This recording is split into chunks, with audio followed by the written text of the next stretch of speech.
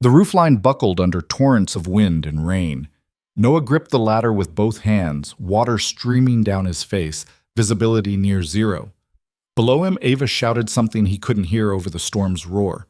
One wrong move and the entire structure would collapse, taking with it her company, his future, and any chance they had left. This wasn't supposed to happen. Not like this. Not when they were so close. But Daniel Cross had made sure the odds were stacked against them from the start, and now the storm was finishing what corruption had begun. If you're watching from anywhere in the world, hit that like button and drop a comment with your city name so I can see how far this story travels. Now, let's go back to where it all started. Noah Carter stood in the driveway of 428 Maple Ridge Lane, staring at the house like it might bite him. 2 stories of peeling paint, sagging gutters, and windows so dirty they looked intentional. The porch steps had rot so bad he could probably put his boots straight through them. He'd seen worse maybe, but not by much. His phone buzzed, a text from his ex-wife. "Liam's asking when you're picking him up. Don't be late again." Noah pocketed the phone without responding.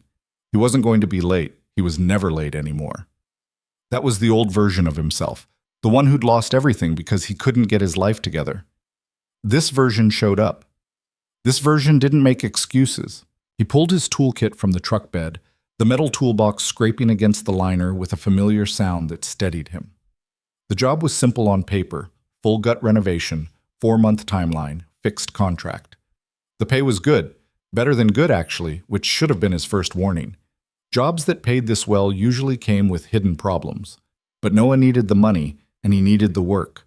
Sitting still made him think too much, and thinking led nowhere useful. The front door opened before he reached it. A woman stepped out, and Noah's first thought was that she didn't belong here.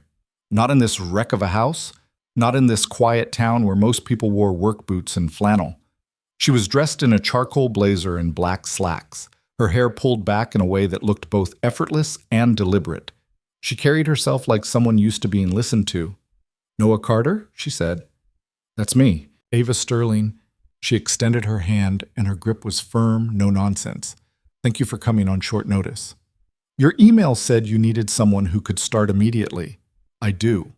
She stepped aside, gesturing him into the house. "And I need someone who won't quit halfway through when things get complicated." Noah raised an eyebrow. "Complicated how?" She didn't answer right away. Instead, she walked him through the main floor, pointing out structural issues, outdated electrical, plumbing that probably hadn't been updated since the 70s. Her voice was calm, factual, like she was reading from a checklist. But there was tension underneath it, something she was working hard to keep controlled. They ended up in what used to be a kitchen. The cabinets hung at odd angles, and the floor had a slope to it that made Noah feel slightly off balance. "This house belonged to my late father," Ava said, running her hand along the countertop. "He bought it 30 years ago, always said he'd fix it up. Never did." "Why now?" She looked at him, and for a second the mask slipped. He saw exhaustion there, the kind that came from carrying too much for too long. "Because I'm out of options," she said. "My company is hemorrhaging money. Investors are circling, waiting for me to fail. I need to flip this property, prove I can execute a project on time and under budget, or they pull funding entirely." "And if they pull funding?"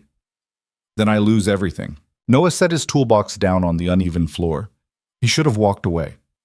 A desperate client with investors breathing down her neck was a recipe for disaster. Timelines would slip, budgets would tighten, and when things went wrong, and they always went wrong, he'd be the one left holding the bag. But he thought about Liam, about the custody hearing in 6 months, about how his lawyer had looked at him and said, "You need to show stability, employment, proof that you've turned things around." "I'll take the job," Noah said, "but I'm going to need full autonomy. I don't work well with micromanagers." Ava almost smiled. "I don't micromanage. I set expectations and let people meet them. And if I don't meet them, then I find someone who will." Fair enough. The first 2 weeks went smoothly, which should have been another warning sign. Noah worked alone most days, tearing out old drywall, pulling up rotted floorboards, hauling debris to the dumpster he'd rented.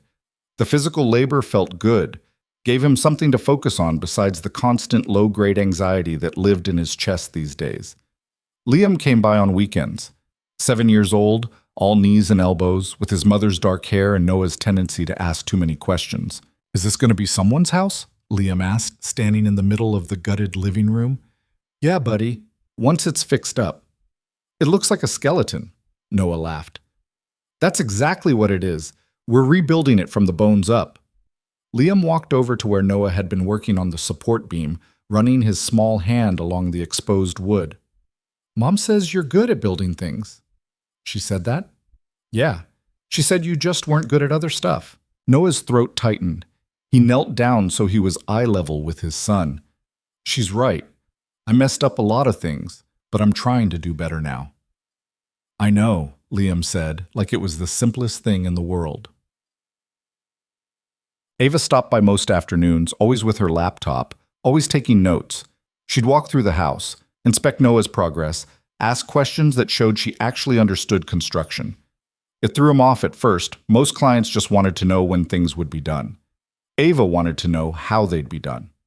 "You don't have to check in every day," Noah said one afternoon, halfway through replacing the kitchen subfloor. "I'm not checking in. I'm documenting." "Documenting what?" She held up her phone, showing him a photo she'd just taken of the new floor joists. "Every phase of this project. Materials used, timeline, compliance with code. When this house sells and my investors see the results, I want a complete record of how it was done." "You don't trust them?" "I don't trust anyone," she said. Then, after a pause, "No offense." "None taken." She tilted her head, studying him. "You're different than I expected." "How so?" "Most contractors I've worked with are either overconfident or trying to upsell me on things I don't need. You just do the work." Noah shrugged. "I don't have time for anything else." "Single dad, right? That's what your references said." He stiffened. He didn't like talking about his personal life, especially not with clients. But Ava's tone wasn't judgmental, just curious. "Yeah," he said. "My son's 7. I'm trying to get joint custody." "Trying?" "His mom has primary right now.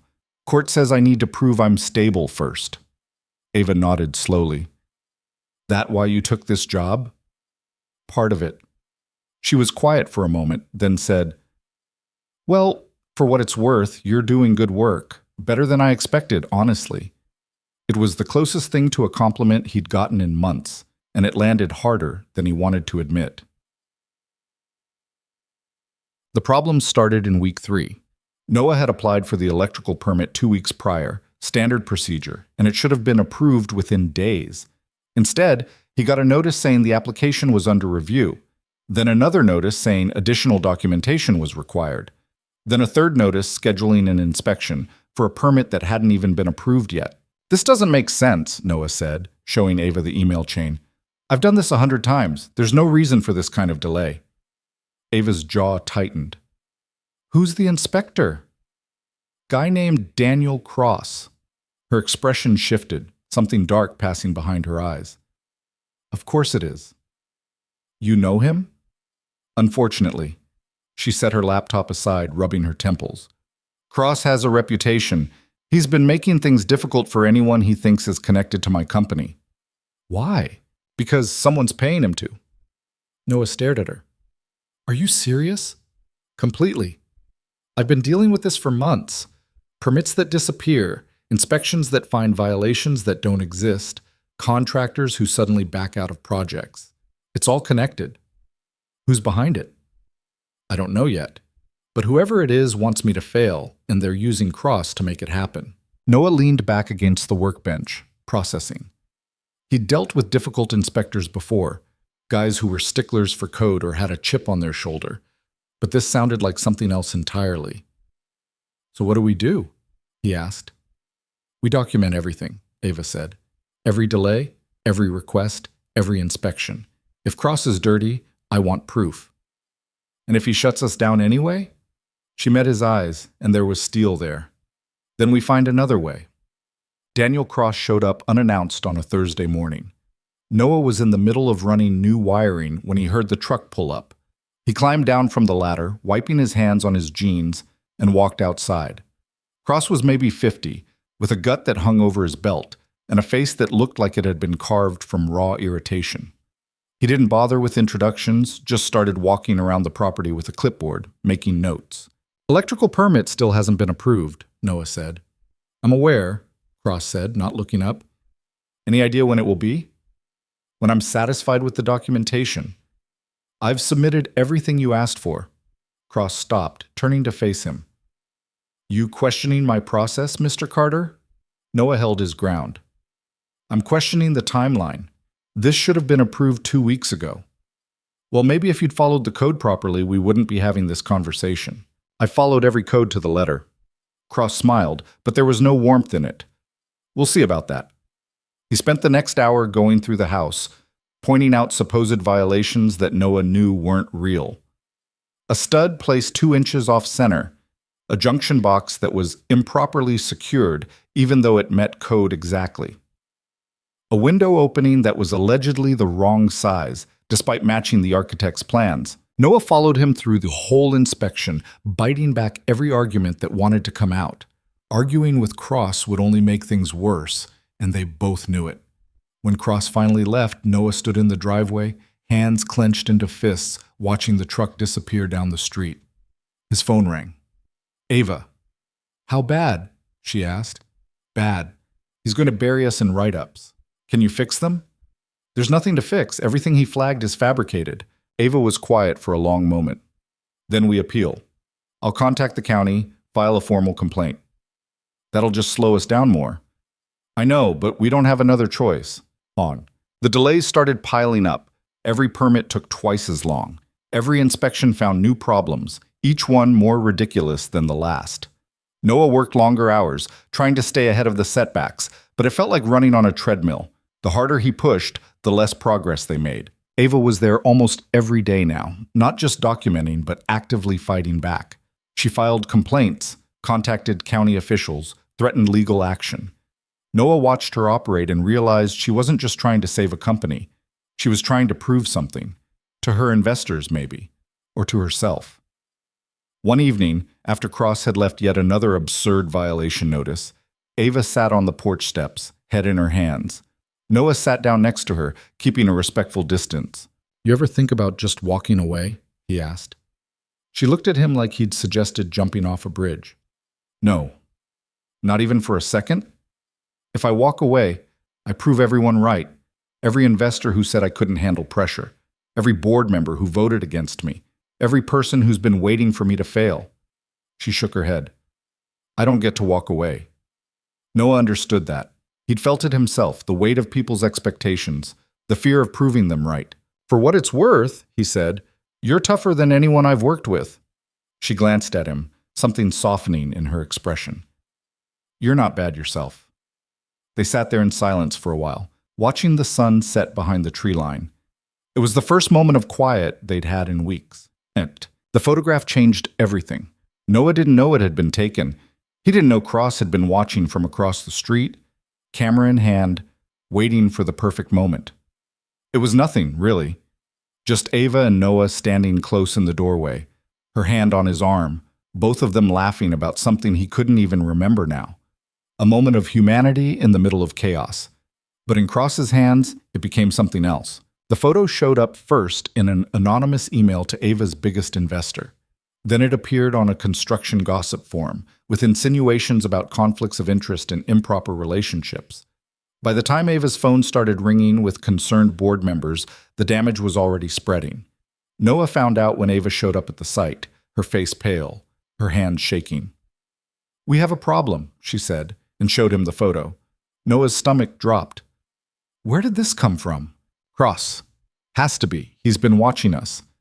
It's nothing. We were just talking. I know that. You know that. But to my investors, it looks like I'm compromising the project with personal involvement. Her voice cracked just slightly. They're already questioning my judgment. This gives them exactly what they need to push me out. So we explain it. Tell them the truth. The truth doesn't matter, Ava said, and the bitterness in her voice was sharp enough to cut. Perception does. And right now, the perception is that I'm too close to this project, too close to you, and that's affecting my ability to lead. Noah felt something cold settle in his chest. What are you saying? Ava looked at him, and he saw the decision already made in her eyes. I'm saying you need to finish this job and stay away from me. No more check-ins, no more conversations. Just do the work and keep your distance. Ava, I can't afford this, Noah. I can't afford to lose everything because of a photograph. She walked away before he could respond, leaving him standing in the half-finished house, surrounded by the work they'd been building together. Oh. The next 3 weeks were hell. Noah worked alone, pushing through the final stages of the renovation with a focus that bordered on obsession. He didn't see Ava, didn't hear from her except through terse emails outlining what still needed to be done. The distance felt wrong, like something essential had been cut out of the project. But he kept going. He finished the electrical, installed the new plumbing, rebuilt the kitchen from scratch. Every nail he drove, every board he laid, felt like an act of defiance against Cross, against the investors, against everyone who wanted to see them fail. Liam noticed the change. "You're sad," he said one Saturday, sitting on a sawdust-covered workbench. "I'm fine, buddy." "You don't look fine." Noah set down his drill, looking at his son.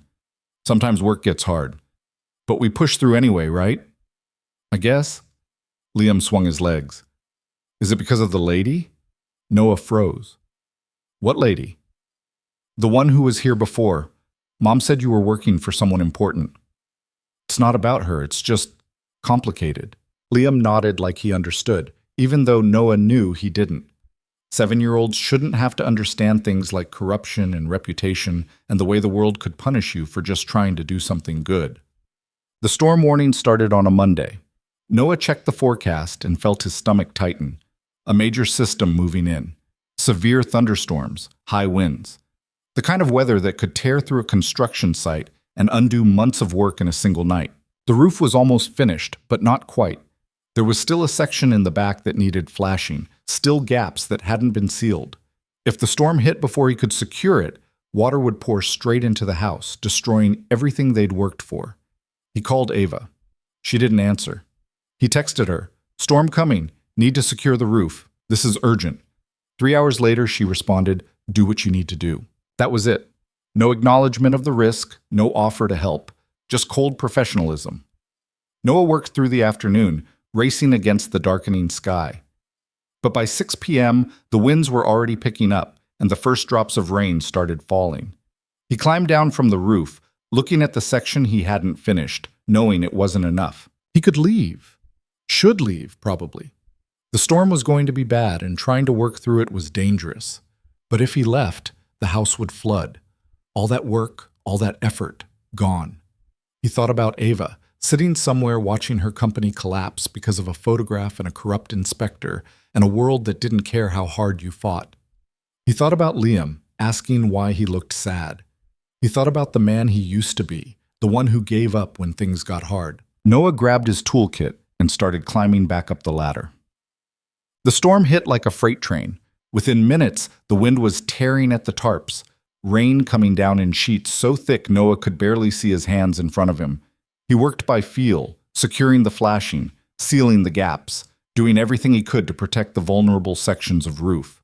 That's when he heard the truck. Through the rain, he saw headlights pulling into the driveway. A door slammed. Someone was shouting his name. Ava. She appeared at the base of the ladder, soaked to the skin, her hair plastered to her face. "What are you doing?" she yelled over the wind. "Saving your house. Get down from there. It's not worth dying over. It's worth finishing." She stared up at him, and even through the storm, he could see something shift in her expression. Then she started climbing. "What are you doing?" Noah shouted. "Helping." She reached the top, gripping the roof edge with white knuckles. For a second, they just looked at each other. Two people who'd been forced apart now standing together in the middle of a storm that didn't care about photographs or reputations or anything except whether they were strong enough to hold on. "Tell me what to do," Ava said. Noah handed her the roll of flashing tape. "Hold this side. I'll secure the other." They worked together, fighting the wind, fighting the rain, their hands moving in sync even though they'd barely spoken in weeks. The roof groaned beneath them, the whole structure shaking with each gust. But it held. And so did they. By the time they finished, Noah's arms were shaking from exhaustion. They climbed down the ladder together, collapsing on the covered porch, both of them drenched and gasping. Ava started laughing. Not a polite laugh, but something wild and exhausted and real. "We're insane," she said. "Probably," Noah agreed. She looked at him, rain dripping from her chin. "I'm sorry. For pushing you away. For making this about perception instead of what's real. You were trying to protect your company. I was trying to protect myself, and I did it by hurting someone who didn't deserve it." She wiped water from her face. "Cross wins if we let fear make our decisions for us. I'm done letting him win." Noah nodded.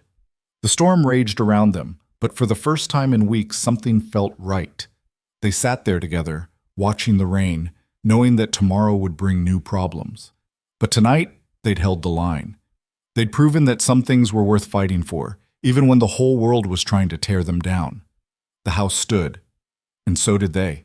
The morning after the storm, Noah woke up with his shoulders screaming and his hands so stiff he could barely make a fist. He'd slept maybe 3 hours, most of it on the couch in his apartment with his work clothes still on. When he finally dragged himself to the job site at 6 a.m., he half expected to find the roof caved in, water damage throughout the house. Everything they'd fought for, destroyed. Instead, it was standing. Battered, sure. Some shingles torn loose, a gutter hanging at an angle. But the critical sections they'd secured held. The interior was dry. Ava's car was already in the driveway. He found her inside, standing in the middle of the living room with her phone pressed to her ear, pacing. Her hair was pulled back in a messy ponytail, and she was wearing jeans and a sweatshirt instead of her usual blazer. She looked younger like this, less like a CEO, and more like someone who'd just survived something difficult. She saw him and held up one finger, wrapping up her call. "I understand your concerns, Richard, but the project is on schedule. Last night's storm didn't set us back." A pause. "Yes, I'm aware of the photo. No, it doesn't change anything about the timeline or the budget." Another pause, longer this time. Her jaw tightened. "Because I'm not going to dignify gossip with a response. The work speaks for itself." She ended the call and shoved the phone in her pocket. "Investors?" Noah asked. "The worst one. He's been looking for an excuse to pull funding since day one." She rubbed her eyes. "How's the damage?" "Minimal. We got lucky." "We got smart," she corrected. "You could have left. Most people would have." Noah shrugged. "Most people don't need this job as badly as I do." She studied him for a moment, then said, "I meant what I said last night, about being sorry, about pushing you away. You were protecting yourself. I was being a coward." She walked over to the window, looking out at the debris-scattered yard. "I spent so long building walls around myself, making sure no one could get close enough to hurt me or compromise what I was trying to build. And then Cross takes one photograph and suddenly all those walls don't matter anyway. So what changed? You came back." She turned to face him. "In the middle of a storm, when you had every reason to walk away, you came back. And I realized that protecting my reputation means nothing if I lose who I am in the process." Noah didn't know what to say to that, so he just nodded. Ava pulled out her phone again, this time opening up a document. "I've been documenting everything Cross has done. Every delay, every fabricated violation, every suspicious timing. I have dates, emails, witness statements. It's not enough to prove corruption yet, but it's a start." "What are you going to do with it?" "I'm going to bury him." There was no anger in her voice, just cold determination. "But I need more. I need something concrete that ties him directly to whoever's paying him. You think you can find it?" "I think I have to try." Work resumed with a new intensity. Noah pushed through the final phases of construction while Ava juggled investor calls and built her case against Cross. They fell into a rhythm, not talking much but moving around each other with an efficiency that felt natural. She'd show up with coffee in the mornings, he'd update her on progress without her having to ask. Small things, but they mattered. Liam came by on Saturday, and this time Ava was there. Noah tensed when he saw his son walking up the driveway, worried about how this would look, how it might get twisted into something it wasn't. But Ava just smiled and introduced herself. "You must be Liam," she said, crouching down to his level. "Your dad talks about you a lot." Liam looked at Noah, surprised. "He does?" "All the time. Says you're pretty smart." "I'm good at math," Liam said. Then, with the bluntness only a 7-year-old could manage, "Are you my dad's boss?" Ava glanced at Noah, something amused flickering in her expression. "I guess you could say that. I own the house he's fixing. It looks better than before. That's because your dad's really good at his job. Liam beamed and Noah felt something loosen in his chest. Watching them interact, seeing Ava treat his son like an actual person instead of an inconvenience, made him realize how rare that was. Most people in his life treated Liam like background noise, something to be managed or worked around. Ava just talked to him. "Can I help?" Liam asked. Noah started to say no, but Ava spoke first. "Sure, we need someone to hold the measuring tape. Think you can handle that?" Liam nodded so hard Noah worried he'd hurt his neck. They spent the next hour working together, the three of them, measuring out the final sections of trim that needed to be installed. Liam took his job seriously, holding the tape exactly where Ava told him, calling out measurements with exaggerated precision. Noah caught Ava's eye once and saw her smiling, really smiling, not the professional mask she usually wore. When his ex-wife pulled up to collect Liam, Noah walked his son to the car. Rachel rolled down her window, her expression already suspicious.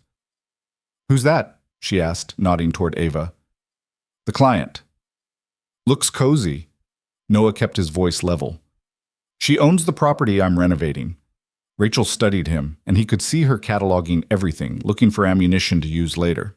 "Just remember you're supposed to be proving stability, not getting distracted." "I'm not distracted, I'm working." She didn't look convinced, but she didn't push it either. Liam climbed into the back seat, waving at Ava through the rear window as they drove off. When Noah walked back to the house, Ava was cleaning up the measuring tools. "Your ex seems nice," she said, and the sarcasm was obvious. "She's protective. She's looking for reasons to keep your son away from you." Noah tensed. "You don't know that. I know the type. I've dealt with enough people who think control equals care." She handed him the tape measure. "For what it's worth, you're a good dad. Liam's lucky." "Doesn't feel like it most days." "That's how you know you care, but..." The second inspection happened on a Wednesday. Cross showed up with a county official this time, a thin man named Morris who looked like he'd rather be anywhere else.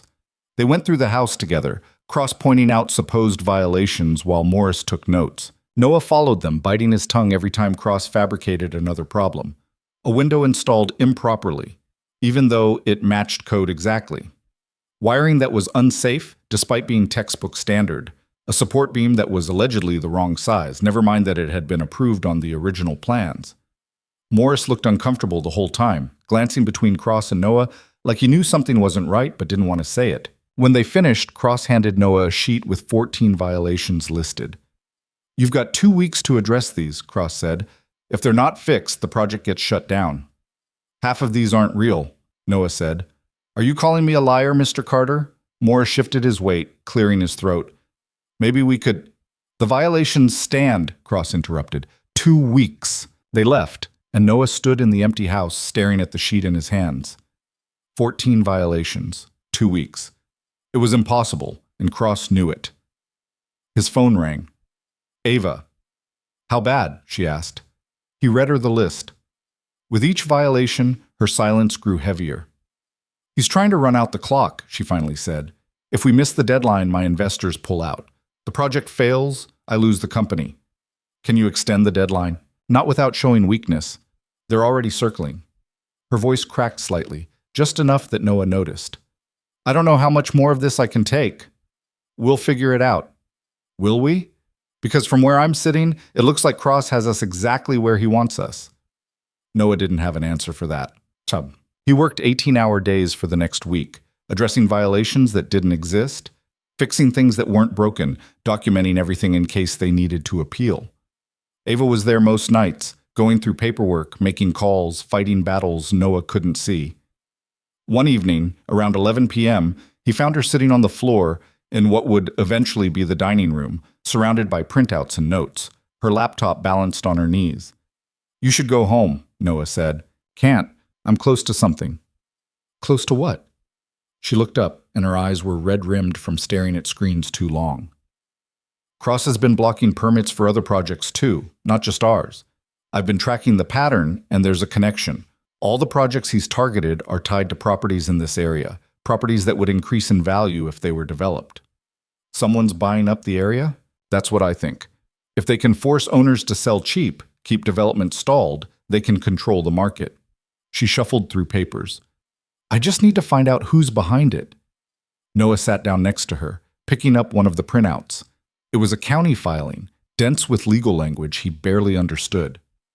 You really think you can prove this? He asked. I have to. She set the laptop aside, leaning back against the wall. Because if I don't, Cross wins. Whoever's paying him wins. And I lose everything I've worked for. They sat in silence for a moment, the house quiet around them except for the occasional creak of settling wood. Why does it matter so much? Noah asked. The company, I mean. There are other jobs, other opportunities. Ava was quiet for a long time.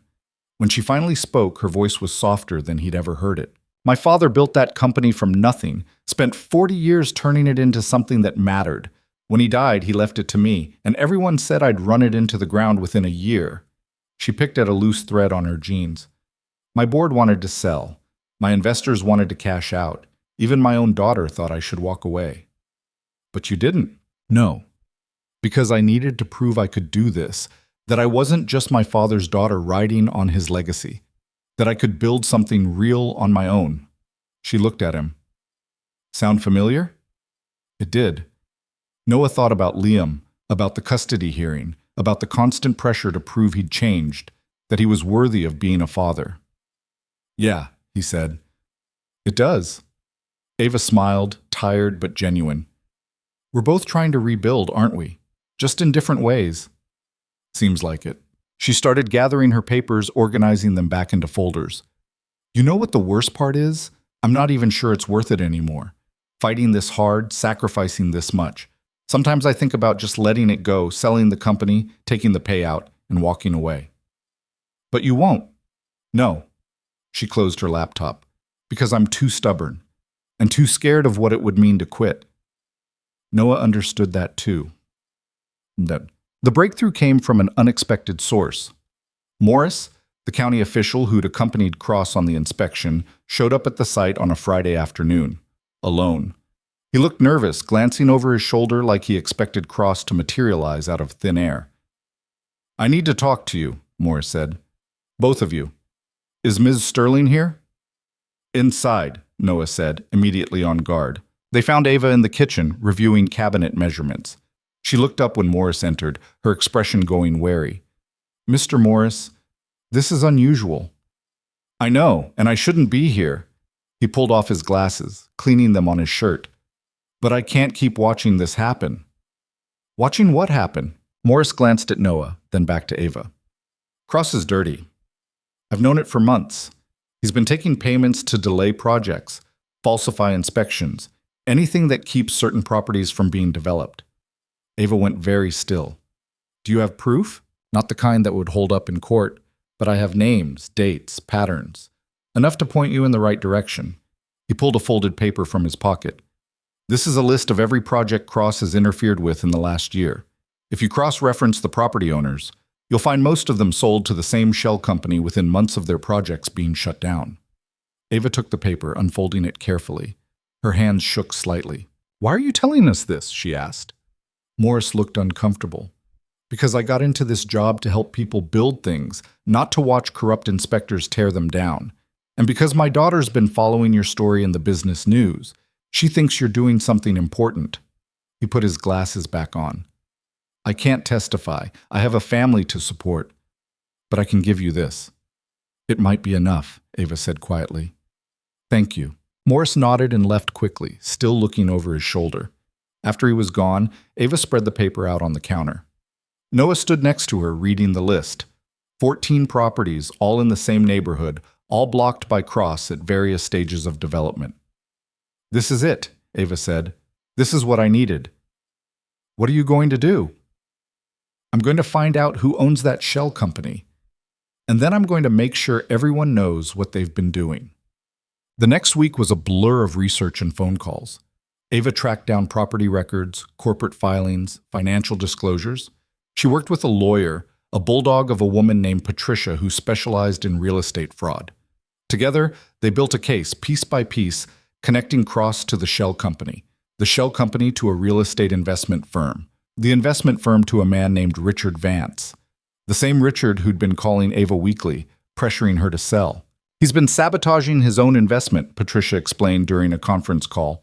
By tanking the property value and forcing you into a corner, he could buy you out cheap, finish the project himself, and flip it for maximum profit. That's insane, Noah said. It's capitalism, Patricia corrected. Sociopathic capitalism, but still legal in most respects.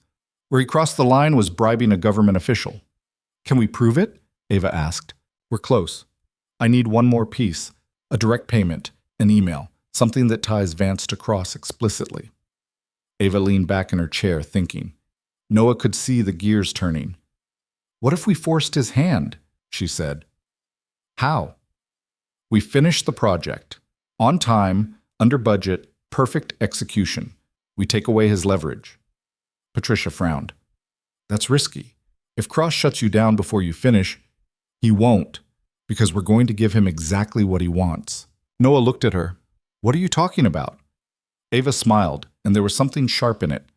Cross wants us to fail, wants us distracted, desperate, making mistakes. So we're going to let him think he's winning. And while he's busy congratulating himself, we finish the work, document everything, and pull the rug out from under him. It was a dangerous plan, but looking at Ava's face, seeing the determination there, Noah realized it might be the only plan that worked. They worked around the clock for the next 10 days. Noah brought in 2 additional contractors, guys he trusted, and they blitzed through the remaining work. Flooring, trim, fixtures, final paint. Everything moving fast but precise, each step documented with photographs and timestamps. Ava handled Cross, feeding him just enough concern to keep him satisfied. She'd call with worried updates about delays, budget overruns, investor pressure. Cross ate it up, his smugness practically audible through the phone. Meanwhile, the house transformed. The kitchen gleamed with new appliances and custom cabinets. The bathroom sparkled with updated fixtures. Fresh paint covered every wall, neutral tones that made the space feel bigger, brighter. The floors were refinished hardwood, the windows replaced with energy-efficient models that actually opened properly. It stopped being a construction site and started being a home. Liam came by the day they finished the master bedroom. He walked through the space, eyes wide, touching everything carefully like he was afraid it might disappear. This is really cool, he said. You think so? Noah asked. Yeah, it's like a different house. That's the idea. Liam sat on the built-in window seat Noah had added, looking out at the backyard. Do you think whoever lives here will be happy? The question caught Noah off guard. I hope so. Me too. Liam turned to look at him. Mom says you might get to have me more soon, that the judge is going to decide. Noah's throat tightened. That's right. I want to stay with you more. I want that too, buddy. Then why can't we just do it? Why does a judge have to say it's okay? Noah sat down next to his son, trying to find words that would make sense. Because sometimes grown-ups mess up, and other grown-ups have to make sure they fix things before they get second chances. Did you mess up? Yeah, I did. Liam leaned against him. But you're better now. I'm trying to be. That should count for something. Noah wrapped his arm around his son, pulling him close. Out in the hall, he could hear Ava talking on the phone, her voice confident and controlled. Through the window, he could see the yard they'd cleared, the foundation they'd repaired, the structure they'd saved from collapse. Maybe Liam was right. Maybe trying should count for something. The final inspection was scheduled for a Thursday. Cross showed up with Morris again, both of them walking through the completed house. Noah and Ava followed, silent, letting the work speak for itself. Every violation Cross had cited was addressed. Every code requirement met. The house was flawless, and they all knew it. Cross stood in the living room, his clipboard hanging loose in his hand, his face twisted in barely contained frustration. He'd been expecting failure, counting on it. Instead, he was looking at success. Well, Ava said, her voice level. Any violations? Cross's jaw worked. Morris, standing slightly behind him, looked almost relieved. I'll need to review my notes, Cross finally said. Take your time, Ava replied. We'll wait. They stood there for 20 minutes while Cross went through every room again, desperate to find something, anything he could use. But there was nothing. The work was clean. Finally, reluctantly, Cross signed off on the inspection. Congratulations, he said. and the words sounded like poison in his mouth. You passed. After they left, Noah and Ava stood in the empty house, the silence almost overwhelming. We did it, Ava said quietly. You sound surprised. I am. A little. She walked over to the window, looking out at the street. I keep waiting for the other shoe to drop. Maybe there isn't another shoe. She turned to look at him. There's always another shoe. Noah wanted to disagree, but he understood the instinct. When you'd been fighting for so long, it was hard to believe the fight was actually over. His phone buzzed. A text from his lawyer. Court date moved up. Hearing is next Tuesday. Be ready. The custody hearing, 5 days away. Ava must have seen something in his face because she walked over. What's wrong? Nothing. Just the hearing's next week. That's good, right? You've been waiting for this. Yeah. He shoved the phone back in his pocket. Doesn't make it less terrifying. You're going to do great. You don't know that. I know you're a good father. I know you show up. I know you fight for what matters. She hesitated, then added, and I know Liam's lucky to have you. Noah looked at her, really looked at her, and saw something in her expression that made his chest tight. This woman, who'd been fighting her own battle, building her own case, protecting her own legacy, she'd taken time to see him, to see what he was going through. Thank you, he said, and meant it for more than just the words. She smiled, and for a moment, standing in the house they'd saved together, everything felt possible. That night, Ava's phone rang at 2 a.m. Noah wasn't there to hear it, but she told him about it later. How she'd answered, groggy and confused, to hear Patricia's voice on the other end. We got him, Patricia said. Vance just wired $50,000 to an offshore account registered to cross his brother-in-law. The idiot did it from his company email. Ava sat up in bed, suddenly very awake. You're sure? Completely. I have the transfer records, the email thread, everything. It's enough for the district attorney. What happens now?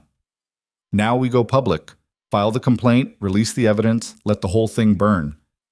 Ava should have felt triumphant. Instead, she felt tired. Do it, she said. By Friday morning, the story was everywhere. Local news picked it up first, then regional outlets, then the business press. Real estate fraud scheme exposed. County inspector arrested. Investment firm under investigation. Ava's name was all over it, not as a victim, but as the person who'd brought the whole operation down. Her phone wouldn't stop ringing. Investors calling to apologize, to praise her tenacity, to reaffirm their commitment. Board members who'd doubted her now scrambling to congratulate her. The same people who'd been ready to push her out were now celebrating her victory. Noah showed up at her office that afternoon, finding her buried in paperwork and phone calls. She looked exhausted, but somehow lighter, like a weight had finally been lifted. How are you holding up? He asked. I'm not sure yet. She set down her phone. This morning, Richard Vance's lawyer called, trying to negotiate a settlement. This afternoon, 3 different real estate magazines wanted interviews. Tonight, I have a board meeting where everyone's going to act like they supported me all along. That's good, isn't it? It's surreal. She rubbed her temples. A week ago, these same people were ready to vote me out. Now I'm some kind of hero. You are a hero. You exposed corruption. I was trying to save my company. The corruption thing was just a bonus. Noah sat down across from her. You're allowed to feel good about this. Am I? She looked at him, and there was something vulnerable in her expression. Because mostly I just feel exhausted and angry that it took all this just to be taken seriously. Welcome to the club. She laughed, short and sharp. I guess we're both fighting the same battle, trying to prove we deserve a second chance. Difference is you won. We're not done yet. She pulled out her phone, showing him a calendar entry. Open house is scheduled for next Saturday. Final showing for investors, potential buyers, press. This is where we prove the whole project was worth it. And after that? Ava was quiet for a moment. After that, I don't know. Haven't thought that far ahead. Noah understood. When you spent so long focused on just surviving, it was hard to imagine what came next. But sitting there, in Ava's office, with the afternoon light coming through the windows and the sound of the city below, he let himself imagine it anyway. A future where the fighting was done, where they could both just breathe. His phone buzzed, another reminder about Tuesday's hearing, 4 days. Ava saw him tense. You're going to be fine. Everyone keeps saying that because it's true. She leaned forward. You've rebuilt your entire life in the last 4 months. You've shown up, done the work, proven you're reliable. The judge is going to see that. And if they don't, then you keep fighting, just like you've been doing.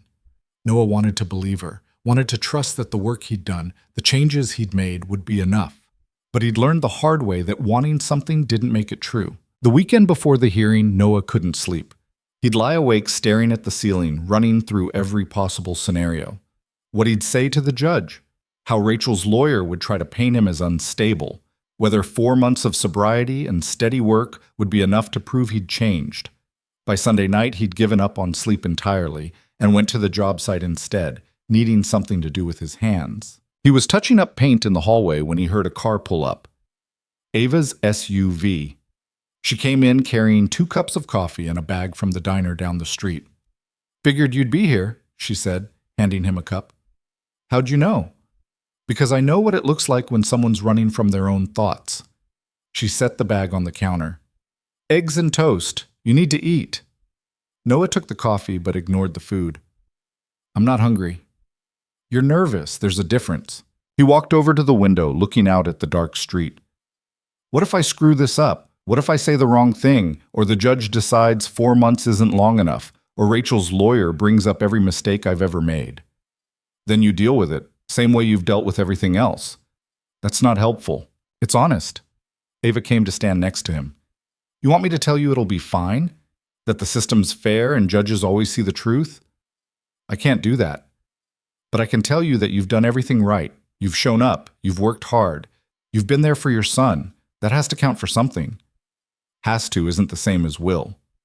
She was quiet for a moment, then said, My daughter didn't talk to me for 6 months after her father died. Noah turned to look at her, surprised. She blamed me for his stress, said the company killed him, and maybe she was right. Ava stared into her coffee. I threw myself into work after he passed, trying to prove I could handle it, that I was worthy of what he'd left me. And while I was doing that, my daughter was grieving alone. By the time I realized what I'd done, she'd already decided I cared more about the business than her. What changed? Nothing for a long time. She went to college, got her degree, started her own career. We'd talk maybe once a month, always surface-level stuff. Then about a year ago, she called me out of nowhere and said she wanted to have dinner. Ava's voice softened. I thought she was going to tell me she was getting married or moving away.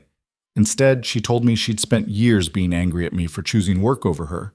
And then she realized she'd been doing the exact same thing. Working constantly, avoiding relationships, building walls. She saw herself in you. Yeah, and she hated it, but it also helped her understand why I made the choices I did. Ava looked at him. The point is, relationships are messy. They don't follow timelines or logic. Sometimes you do everything right and still lose, but you keep trying anyway, because the alternative is giving up. Noah processed this, turning it over in his mind. Does she work with you now, your daughter? She's a financial compliance specialist, works independently, but we've collaborated on a few projects. A small smile crossed Ava's face. She's brilliant, sharp as hell, gets that from her father. Not from you? I'm stubborn. There's a difference. Noah found himself almost smiling despite the anxiety churning in his gut. Thank you for coming here, for the coffee, for the terrible pep talk, for treating me like I'm not alone in this. Ava's expression shifted, something warm and genuine replacing her usual controlled composure. You're not alone, Noah, even when it feels like it. They stood there in the unfinished hallway, the house quiet around them, and Noah felt some of the tension in his shoulders ease. Not much, but enough. Tuesday morning arrived too fast. Noah put on the only suit he owned, a charcoal gray thing he'd bought at a discount store for his father's funeral 3 years ago. It didn't fit quite right, the shoulders a bit too tight, but it was clean and professional, and that had to be enough. He met his lawyer, a tired-looking woman named Ellen, outside the courthouse. She'd been handling his case pro bono through a legal aid program, and while Noah appreciated her help, he could tell she was overworked and underpaid.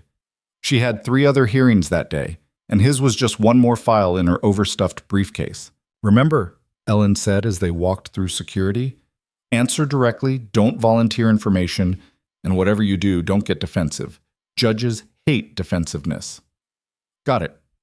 And if Rachel's lawyer brings up the DUI, acknowledge it, take responsibility, but emphasize the changes you've made since. Noah's stomach twisted.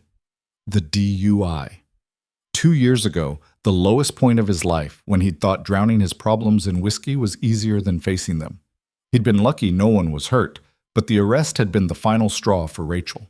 She'd filed for divorce a week later. The courtroom was smaller than he expected, barely bigger than a classroom.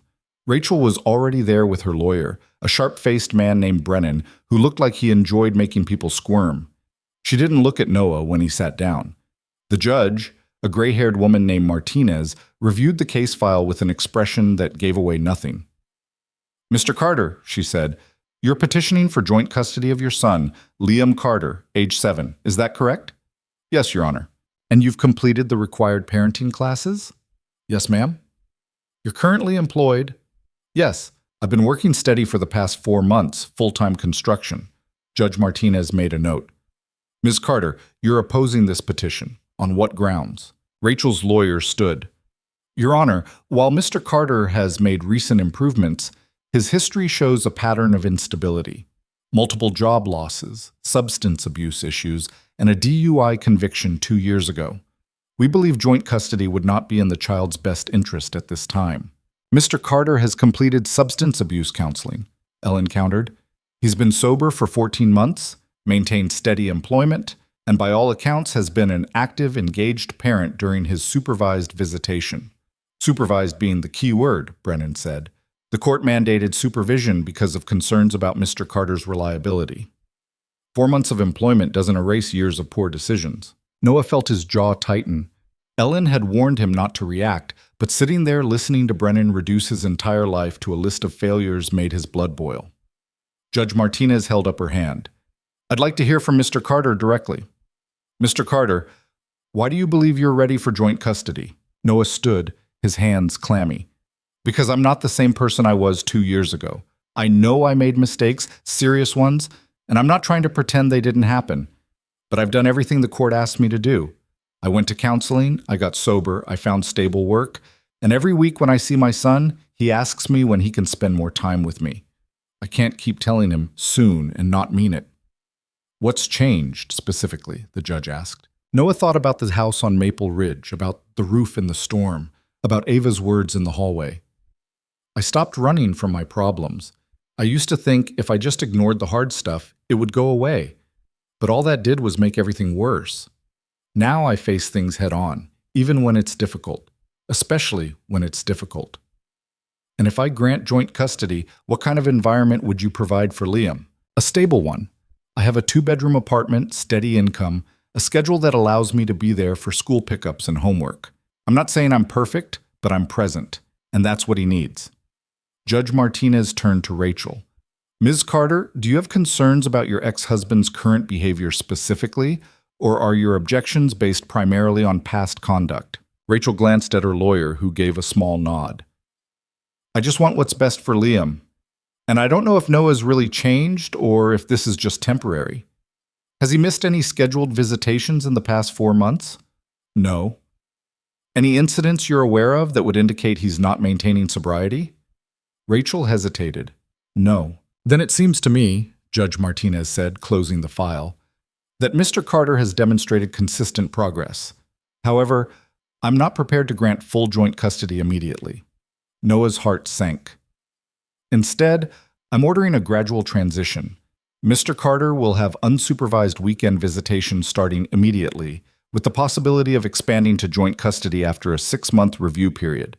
During that time, both parents will participate in co-parenting counseling. It wasn't everything Noah had hoped for, but it was something, more than he'd had before." "Thank you, Your Honor," he managed. As they filed out of the courtroom, Rachel caught his arm. Up close, he could see the exhaustion in her face, the worry lines that hadn't been there when they'd first met. "Don't make me regret this," she said quietly. "I won't. Liam's been asking about you constantly, talking about the house you're working on, about how you let him help." Her voice cracked slightly. "I need to know you're serious about this, that you're not going to disappear on him again." I'm serious, I promise. She studied his face, searching for something.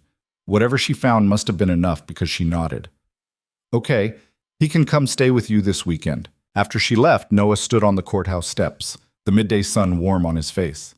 Ellen patted his shoulder. Not a bad outcome, she said. Could have been worse. Could have been better. Most things could, but you've got a foot in the door. Don't waste it. He texted Ava the news from his truck. She called immediately. That's great, she said, and he could hear genuine happiness in her voice. When do you get him? This weekend, Friday night through Sunday. You nervous? Terrified. I haven't had him overnight in 2 years. What if I screw it up? You won't. Just be yourself. That's all he needs. Noah wanted to believe her, but the weight of it felt enormous. 2 full days alone with his son, no supervision, no safety net. Everything riding on him, not messing it up. You still there? Ava asked. Yeah, sorry, just processing. Want to meet for lunch? I could use a break from these investor calls anyway. They met at a small cafe near the courthouse, one of those places with mismatched furniture and a chalkboard menu. Ava was already there when Noah arrived, sitting by the window with her laptop open and her phone face down on the table. How'd the calls go? Noah asked, sliding into the seat across from her. Mixed. Half the investors are thrilled with the publicity, want to increase their stake. The other half are nervous about the corruption scandal, worried it'll reflect badly on the company. She closed her laptop. Can't win with everyone, I guess. You're not worried? About what? The company's in the best position it's been in years. The house is finished, the scandal exposed Cross and Vance, and the open house this weekend is already generating buzz. She picked up her coffee. For the first time in months, I'm not worried about survival. I'm thinking about what comes next. And what does come next? Ava's expression shifted, something uncertain flickering across her face. I don't know yet. Expand the company? Take on bigger projects, maybe. Or scale back, focus on quality over quantity. She paused. I've spent so long fighting, I'm not sure what it looks like when the fight's over. Noah understood that better than she probably realized. He'd been in survival mode so long, the idea of actually living felt foreign. You'll figure it out, he said. Will I? She turned her cup in slow circles. What if I'm only good at fighting? What if without something to struggle against, I just fall apart? Then you find something new to build. That's what you do, right? You build things. She smiled, small and genuine. When'd you get so wise? Somewhere between the DUI and the custody hearing. They ate lunch and talked about nothing important. The weather, the cafe's terrible coffee, a documentary Ava had watched about urban development. Normal conversation, the kind Noah hadn't realized he'd been missing. With Rachel, every interaction had been fraught with tension and history. With Ava, he could just exist. As they were leaving, Ava's phone rang. She checked the screen and sighed. My daughter, I should take this. Go ahead, she answered, her voice shifting to something warmer. Hey, sweetheart. No, it's fine. I was just having lunch. A pause. With a friend, the contractor I told you about. Another pause, longer this time. Yes, that one. Why? Noah couldn't hear the other side of the conversation, but he saw Ava's expression change, something surprised and almost pleased crossing her face. This weekend? I mean, yes, I'd love that. The open house is Saturday afternoon, so maybe Sunday? She listened. Okay, perfect. See you then. She hung up, looking slightly dazed. Everything okay? Noah asked. She wants to come visit, my daughter. She's driving up Sunday to see me. That's good, right? It's unexpected. We usually plan these things weeks in advance. Ava slipped her phone into her purse.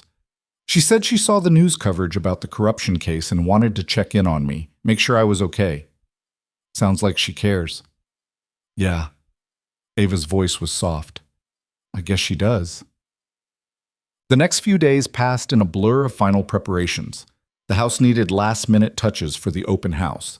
Paint touch-ups, landscaping, staging furniture that would make the empty rooms feel lived in. Noah worked alongside a staging company Ava had hired, moving sofas and arranging artwork, trying to create the illusion of a home. On Friday afternoon, as he was installing the final light fixture in the dining room, his phone buzzed. Rachel, Liam's packed and ready. You can pick him up at 6. Noah's hands went shaky. This was it, the first real test. He finished the light fixture, cleaned up his tools, and drove to Rachel's house. Liam was waiting on the porch with a backpack and a sleeping bag, practically vibrating with excitement. "Dad!" Noah caught his son in a hug, feeling the small arms wrap around his neck. "Hey buddy, you ready?" "I've been ready all day. Mom made me pack like 3 times because I kept forgetting stuff." Rachel appeared in the doorway, her arms crossed. "He's got his inhaler, his allergy medicine, and enough clothes for a week even though it's 2 days. "Thanks." She looked at Noah for a long moment. "Be careful with him." "I will. And call me if anything happens." "Anything." "Rachel, he's going to be fine." "I know. It's just—" She trailed off, then shook her head. "Never mind. Go have fun." Liam chattered the entire drive to Noah's apartment, talking about school and his friends and a video game he wanted to play. Noah listened, soaking in the sound of his son's voice, the easy way he filled the silence. The apartment felt too small with both of them in it. 1 bedroom for Noah, 1 converted into a kid's room that had been empty for 2 years. Noah had spent the past week making it presentable. New bedding, some posters on the walls, a bookshelf stocked with age-appropriate books. It wasn't much, but it was something. Liam dropped his bag in the room and immediately started exploring, checking every drawer and closet like he was cataloging everything. "This is cool," he said, flopping onto the bed. "Can we get pizza for dinner?" "Sure, what kind?" "Pepperoni." "And can we watch a movie?" They ordered pizza and spent the evening on the couch, watching an animated film about robots that Liam had seen a dozen times but still found hilarious. Noah found himself relaxing, the earlier anxiety fading as he watched his son laugh at jokes he probably had memorized. When the movie ended, Liam yawned and leaned against Noah's shoulder. "I miss this," he said quietly. Noah's throat tightened. "Me too, buddy." "Are you going to keep getting better, so I can stay with you more?" "Yeah, I am." "Promise?" "Promise." Liam fell asleep halfway through the second movie. Noah carried him to bed, tucking the blanket around him and standing in the doorway for a long moment, just watching him breathe. His son. Here, in his home, safe and happy. He stepped into the hallway and pulled out his phone, scrolling to Ava's number. He didn't call, just stared at her contact for a moment, wanting to share this moment with someone who'd understand. Before he could talk himself out of it, he sent a text. "He's here. He's asleep. I'm not screwing this up." Her response came almost immediately. "I never thought you would. Shebk." Saturday morning, Liam woke him up at 6 a.m., bouncing on the bed like a spring. "Dad, can we make pancakes?" Noah groaned, pulling a pillow over his face. "It's 6 in the morning." "So? I'm hungry." They made pancakes, or rather, Liam tried to help while Noah attempted to prevent complete kitchen destruction. Batter ended up on the counter, the floor, somehow on the ceiling. But they laughed through all of it, and the pancakes turned out edible if slightly misshapen. After breakfast, Noah got a text from Ava. "Open house starts at 2. Could use an extra pair of hands for setup if you're available. Bring Liam if you want." Noah looked at his son, currently building a fort out of couch cushions. "Hey buddy, want to go see the house I've been working on?" Liam's eyes lit up. "Really?" "Really, but you have to promise to be careful. There's going to be a lot of people and fancy stuff." "I promise." They arrived at the house around noon. The staging company had transformed the place completely. Furniture in every room, artwork on the walls, fresh flowers on tables. It looked like something out of a magazine, polished and perfect. Ava was in the kitchen, directing workers as they arranged appetizers on platters. She was dressed more formally than Noah had seen before, a navy dress and heels, her hair styled in a way that probably took effort but looked effortless. "You made it," she said, then smiled at Liam. "And you brought an assistant." Liam puffed up. "Dad said I could help." "Good. I need someone to test the cookies and make sure they're not poisonous." Liam took the job very seriously, sampling 3 different kinds while Ava and Noah set up the guest book and information packets. "You look nervous," Noah said quietly. "I am. This is it. The culmination of everything we've worked for. If this goes well, the company's set for the next 5 years. If it doesn't—" She didn't finish the sentence. "It'll go well." "You don't know that. I know you, and I know this place. People are going to love it." Ava looked at him, and something passed between them, something warm and unspoken. Before either could say anything, her phone buzzed. Investors are arriving early. She smoothed her dress. How do I look? Like someone who just saved her company and exposed a corruption scheme. She laughed, short and bright. That'll have to do. The open house officially started at 2, and within minutes, the place was packed. Investors, potential buyers, journalists, local officials, everyone moving through the rooms, admiring the craftsmanship, taking photos. Noah stood off to the side with Liam, watching Ava work the crowd with practiced ease. She answered questions, gave tours, presented the project like it was a masterpiece. And in a way, it was. Noah looked around at the space they'd created, at the house that had been a wreck 4 months ago, and felt something close to pride. This was his work. His hands had built this. One of the investors, an older man in an expensive suit, approached Noah. "You're the contractor?" he asked. "That's right." "Impressive work. Ms. Sterling speaks very highly of you." "She's been a good client." The man smiled knowingly. "From what I understand, she's been more than that.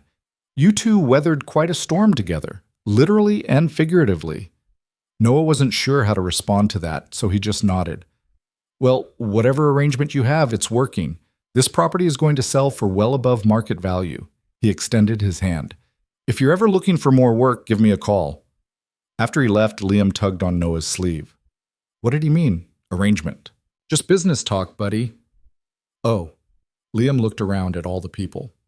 "This is really cool. You built all this?" "Most of it." "Can I tell Mom?" Noah's chest tightened. "Tell her what?" "That you made something amazing." He knelt down to his son's level. "Yeah, you can tell her." Bullshit. By 4 p.m., the crowd had thinned. The potential buyers had left their bids, the investors had made their congratulations, and the journalists had gotten their quotes. Ava stood in the empty living room, exhausted but satisfied. Noah found her there, Liam having fallen asleep on the couch in what used to be the den. "Well?" he asked. 5 offers, all above asking. She turned to look at him. "We did it, Noah. We actually did it." "You did it. I just swung the hammer." "Don't do that. Don't minimize what you contributed." She walked over to him, and there was something intense in her eyes. "This project would have failed without you. I would have failed. You were there when I needed someone, and you didn't run even when things got hard. Neither did you." They stood close, closer than was probably professional, and Noah felt something shift in the air between them. All the weeks of working together, fighting together, surviving together had built into this moment. "I should go," Noah said, but he didn't move. "Probably." "Liam's asleep. I need to get him home." "I know." Neither of them moved. And then Ava did something Noah didn't expect. She reached out and took his hand, her fingers threading through his. "Thank you," she said quietly. "For everything." Noah squeezed her hand, his thumb brushing across her knuckles. "Same to you." They stayed like that for a moment that stretched too long, then Noah forced himself to step back. "I'll see you Monday?" he asked. "Yeah, we need to discuss next steps, what happens after the sale." He nodded and went to collect Liam, who was drooling on one of the staging pillows. As he carried his son to the truck, he glanced back at the house and saw Ava standing in the window, watching them leave. Sunday morning, Noah woke to his phone ringing. "Ava." "Everything okay?" he answered. "My daughter just arrived. She wants to meet you." "What? Why?" "I don't know. She just said she's heard so much about the project and wants to meet the contractor who helped make it happen." Ava sounded almost nervous. "Would you be willing to come by? You could bring Liam. We could grab lunch or something." Noah looked at his son, currently eating cereal and watching cartoons. "Let me ask him." He covered the phone. "Hey, buddy, want to go meet Ava and her daughter for lunch?" Liam perked up. "The cookie lady?" "Yeah." "Okay." They met at a restaurant downtown, a casual place with outdoor seating and a kids' menu. Ava was already there with a woman in her late 20s, dark hair pulled back in a sleek ponytail, sharp professional clothes. She had Ava's eyes, the same intelligent assessment in her gaze. "Noah, this is my daughter, Claire." Claire, Noah Carter, and his son Liam. Claire stood to shake his hand, her grip firm. "It's good to meet you. Mom's told me a lot about the project." "Hopefully good things," Noah said, settling into his seat with Liam next to him. Mostly, though she left out the part about you climbing on the roof in the middle of a thunderstorm. Claire glanced at her mother. That was reckless. That was necessary, Ava countered. Still reckless. They ordered food and talked, the conversation flowing easier than Noah expected. Claire asked intelligent questions about the construction process, about the challenges they'd faced. She seemed genuinely interested, not just making polite conversation. Liam, meanwhile, was drawing on his placemat with the crayons the waitress had brought. "What are you drawing?" Claire asked him. "The house my dad fixed. It has big windows and a cool kitchen." "Did you help build it?" Liam nodded enthusiastically. "I held the measuring tape. It was really important." Claire smiled. "I bet it was." After lunch, while Liam was in the bathroom with Noah, Claire turned to her mother. "So that's him." "That's him," Ava confirmed. "He's not what I expected." "What did you expect?" "I don't know. Someone more polished? Corporate?" Claire stirred her iced tea. "He seems genuine. And the way he is with his kid, that's sweet. He's a good father. He's been fighting for custody." "And you've been helping him?" Ava's expression shifted, defensive. "I've been supportive, as a friend." "Mom." "What?" Claire leaned forward. "I've seen the way you look at him, and the way he looks at you. This is more than a professional relationship. It's complicated. Everything with you is complicated." But Claire's voice was gentle. "For what it's worth, I think it's good. You deserve someone who sees you as more than just the company. We're not together. Not yet." Ava started to protest, but Noah and Liam returned before she could. They said their goodbyes in the parking lot, Claire hugging her mother and whispering something Noah couldn't hear. Then she shook his hand again. "Take care of her," Claire said quietly. "She acts tough, but she's not as invincible as she pretends." Noah didn't know how to respond to that, so he just nodded. As they drove back to his apartment, Liam said, "I like Ava." "Yeah?" "She's nice, and her daughter's nice too." He looked up at Noah. "Do you like her?" "I like both of them." "No, I mean, do you like her? Like how Mom and Dave like each other?" Noah's hands tightened on the steering wheel. Rachel was seeing someone. He shouldn't be surprised, shouldn't care, but something in his chest twisted anyway. "It's complicated, buddy. That's what grown-ups always say when they mean yes." Out of the mouths of 7-year-olds. That night, after he'd dropped Liam back at Rachel's, Noah sat alone in his apartment feeling the emptiness. 2 days with his son had been incredible, but now the silence felt heavier than before. He pulled out his phone, scrolling through messages, stopping on Ava's name. He typed out a text, deleted it, typed another, deleted that too. Finally settled on something simple. "Thanks for lunch." Liam had a great time. Her response came a few minutes later. "Claire really liked you, said you seem like a good guy." High praise? From her, absolutely. She doesn't trust easily. Wonder where she gets that. Hilarious. "How are you doing? First weekend with Liam back?" Noah stared at the question, his thumbs hovering over the keyboard. How was he doing? Exhausted, elated, terrified, hopeful, all of it at once. Good, hard. Good hard, if that makes sense. It does. "How are you?" "Big day yesterday." Relieved. Still waiting for everything to fall apart, but so far it's holding. It'll hold. You built it too well. There was a pause. Then 3 dots appeared and disappeared several times before her next message came through. "I keep thinking about what comes next. After the sale, after the dust settles, I've been so focused on survival I forgot to plan for success. Maybe that's okay. Maybe you just figure it out as you go. Is that what you're doing?" Noah thought about the question. Was he figuring it out? Or was he still just reacting, moving from crisis to crisis without any real direction? "I'm trying to. Don't know if I'm doing it right. I don't think there is a right way. Just the way that works for you." They texted back and forth for another hour, the conversation meandering from the house to their kids to nothing important. By the time Noah finally said goodnight, something had shifted. A line had been crossed, or maybe just acknowledged. Whatever this was between them, it wasn't going away. And for the first time in a long time, Noah wasn't sure he wanted it to. Monday morning brought news that should have felt like victory. Ava called Noah while he was replacing a cracked tile in his apartment bathroom, her voice tight with something he couldn't quite identify. "We got the sale," she said. Full asking price, cash buyer, closing in 30 days. Noah set down his tools. That's incredible. Why don't you sound happy? I am happy. I think. It's just hitting me that it's actually over. She paused. Can we meet? I need to talk to you about something. They met at the house an hour later. The staging furniture was gone, leaving the rooms empty again, but somehow they still felt full. Every corner held a memory of the work they'd done, the fights they'd fought, the moments they'd survived together. Ava was standing in the kitchen when Noah arrived, her laptop open on the counter. So, she said, not quite meeting his eyes. The board wants to celebrate. Investor dinner, press conference, the whole thing. They want to make a big deal out of how we overcame adversity and came out stronger. Makes sense, you did overcome it. We did. She finally looked at him. That's the problem. They want to frame this as my victory, my leadership, my strategic thinking. And I can't do that without acknowledging you, but the second I acknowledge you publicly, we're back to the photograph problem. People questioning my judgment, investors wondering if I'm compromised.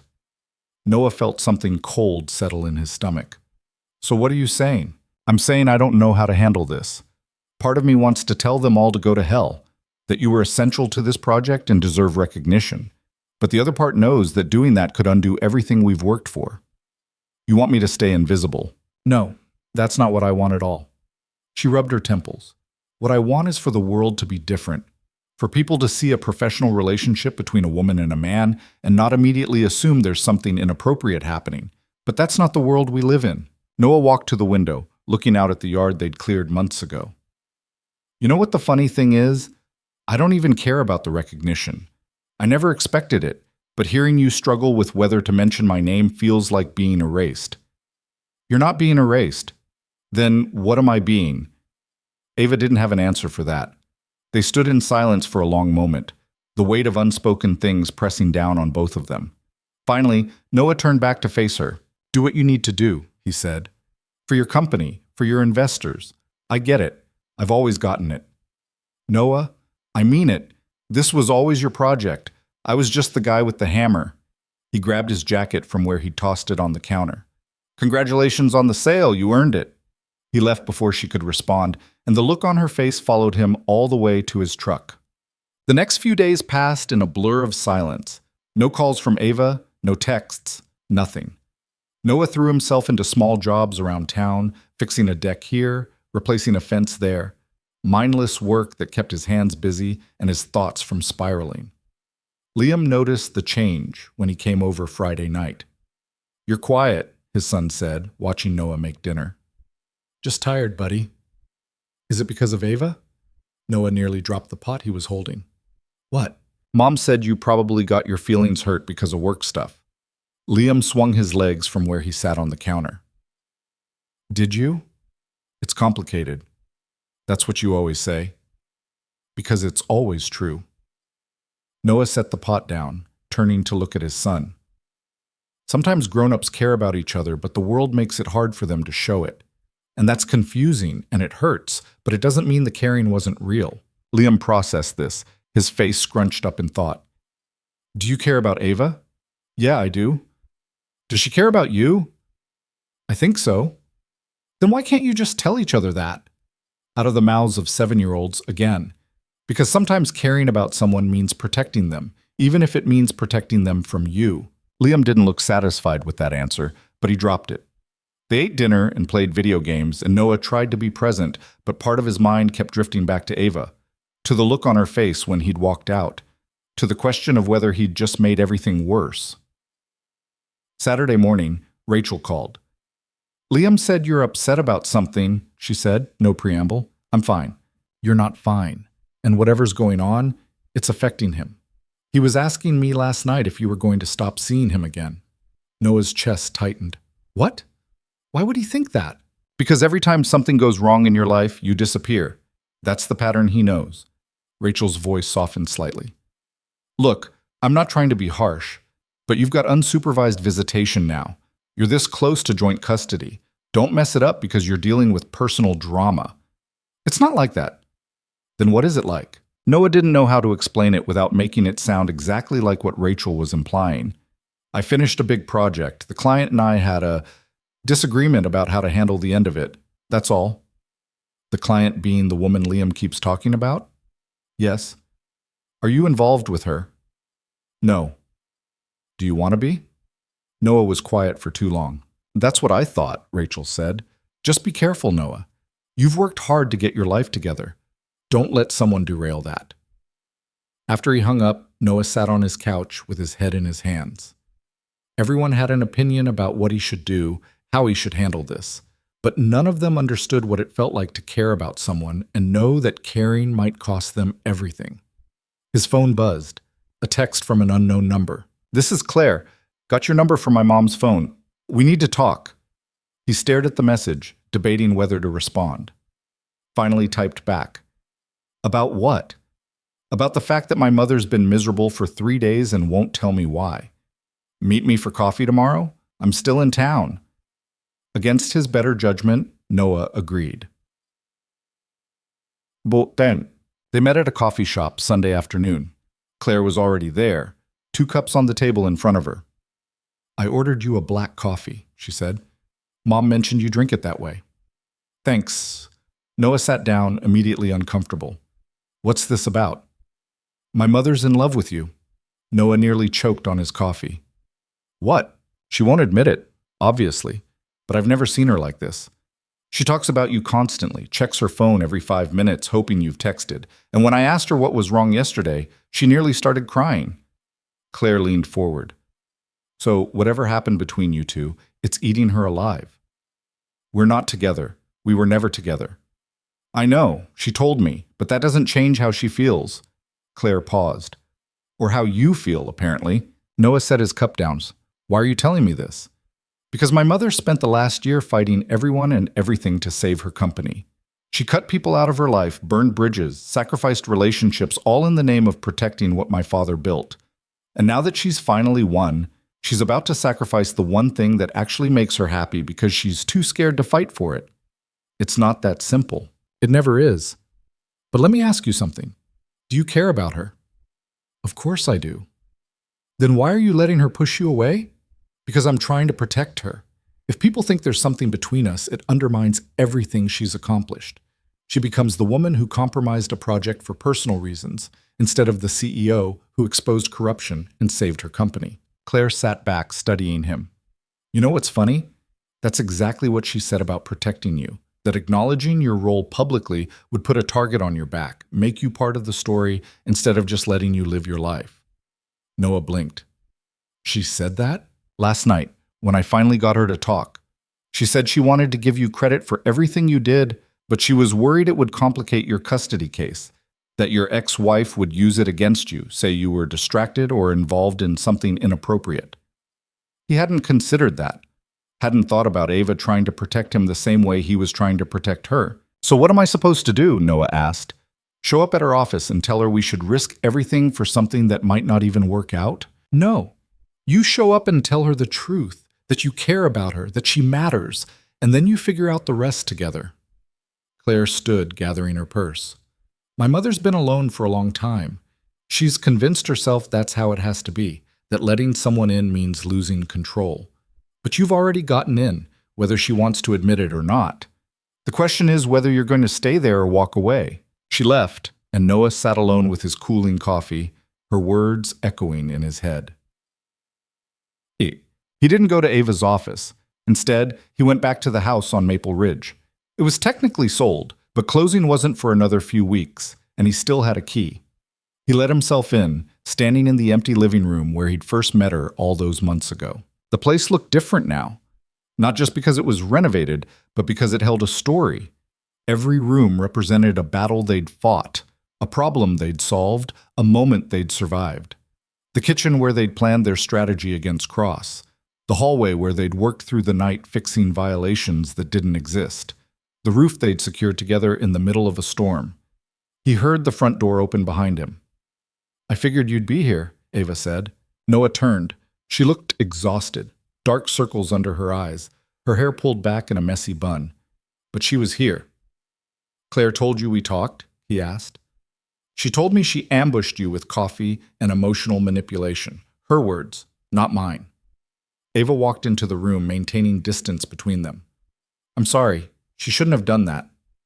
I'm not. Ava looked at him, something uncertain in her expression. No? No.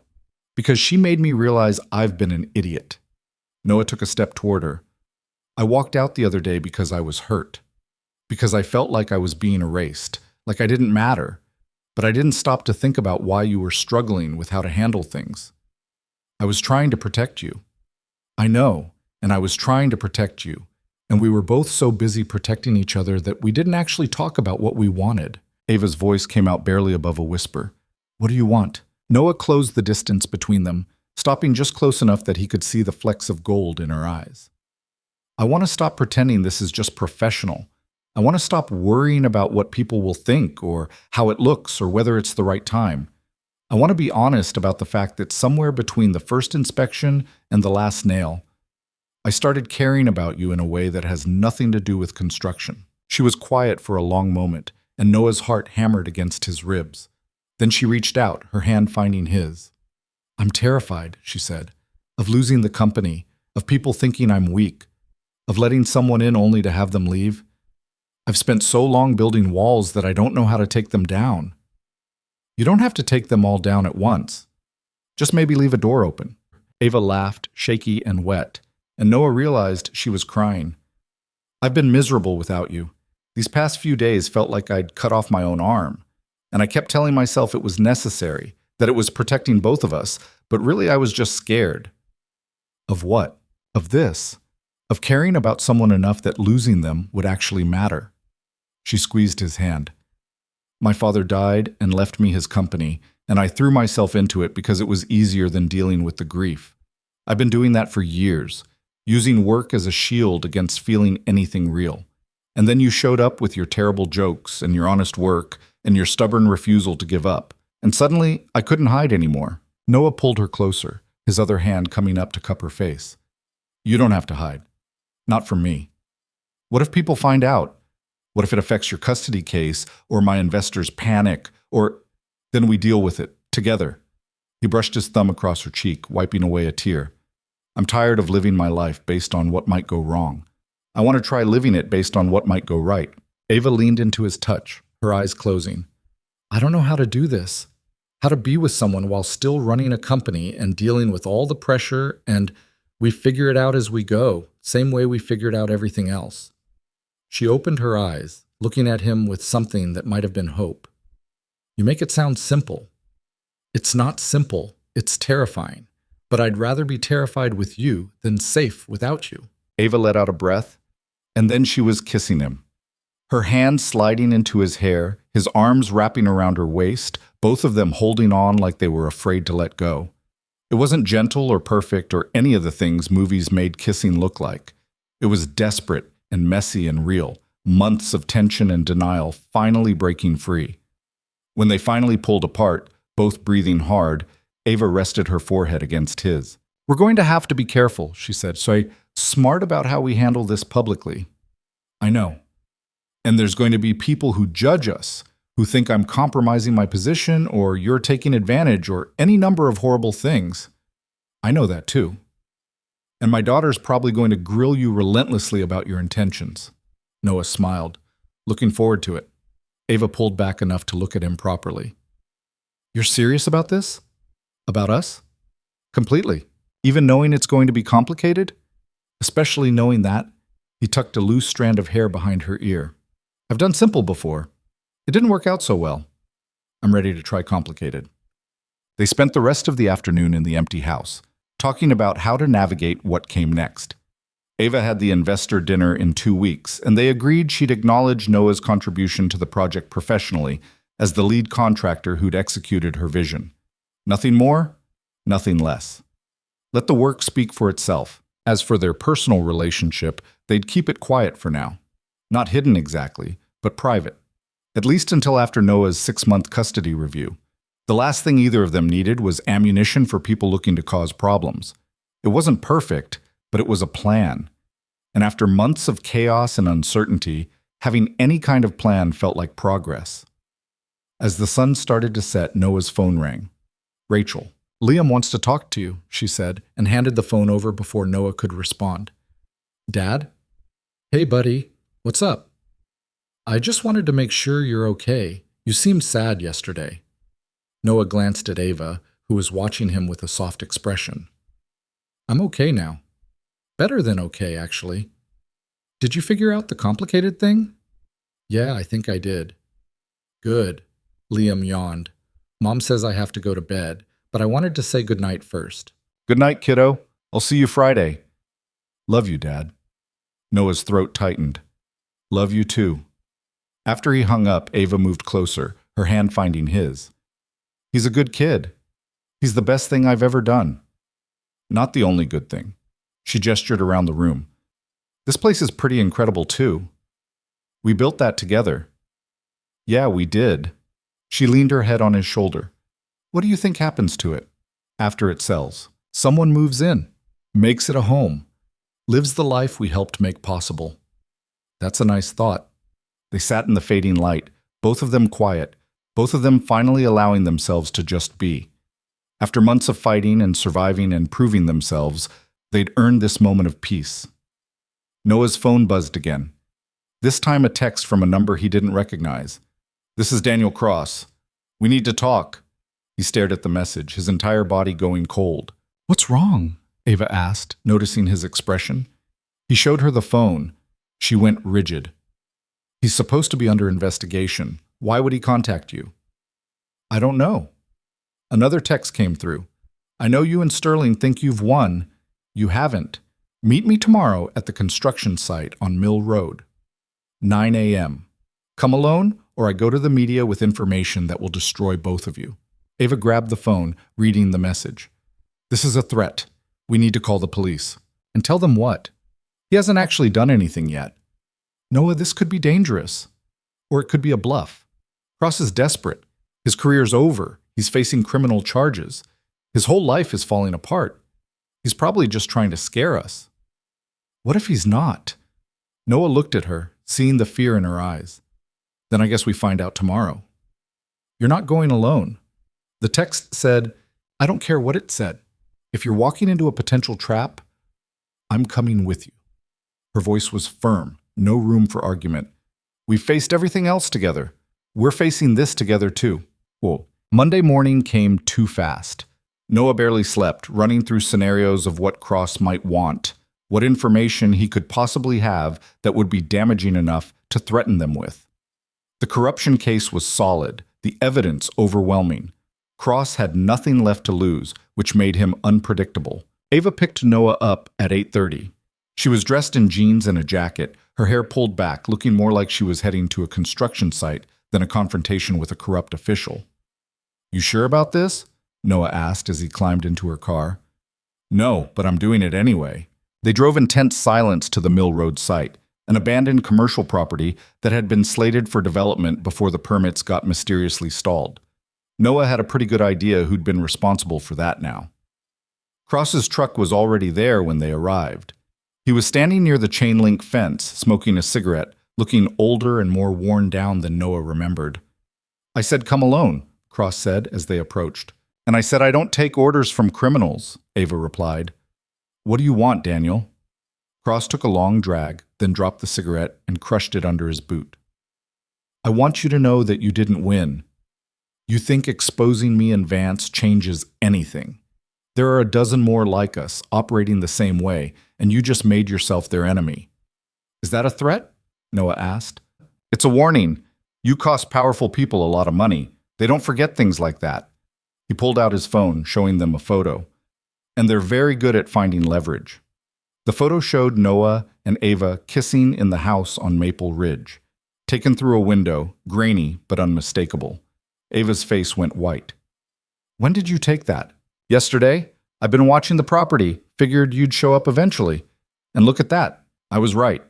Cross smiled, ugly and satisfied. Here's how this works. You drop the charges against me, convince the DA that you were mistaken about the evidence, and this photo never sees the light of day. That's blackmail, Noah said. That's business. You two want to play house? Fine. But it's going to cost you. Cross pocketed his phone. You've got 48 hours to make it happen. After that, this goes to every news outlet, every investor, every person in your life who might care that the great Ava Sterling was sleeping with her contractor while supposedly running a corruption-free project. We weren't sleeping together during the project, Ava said, her voice shaking with anger. And even if we were, that's not illegal or unethical. We're both adults, both single. Doesn't matter. It's the optics. You know how this works. Cross started walking back to his truck. 48 hours.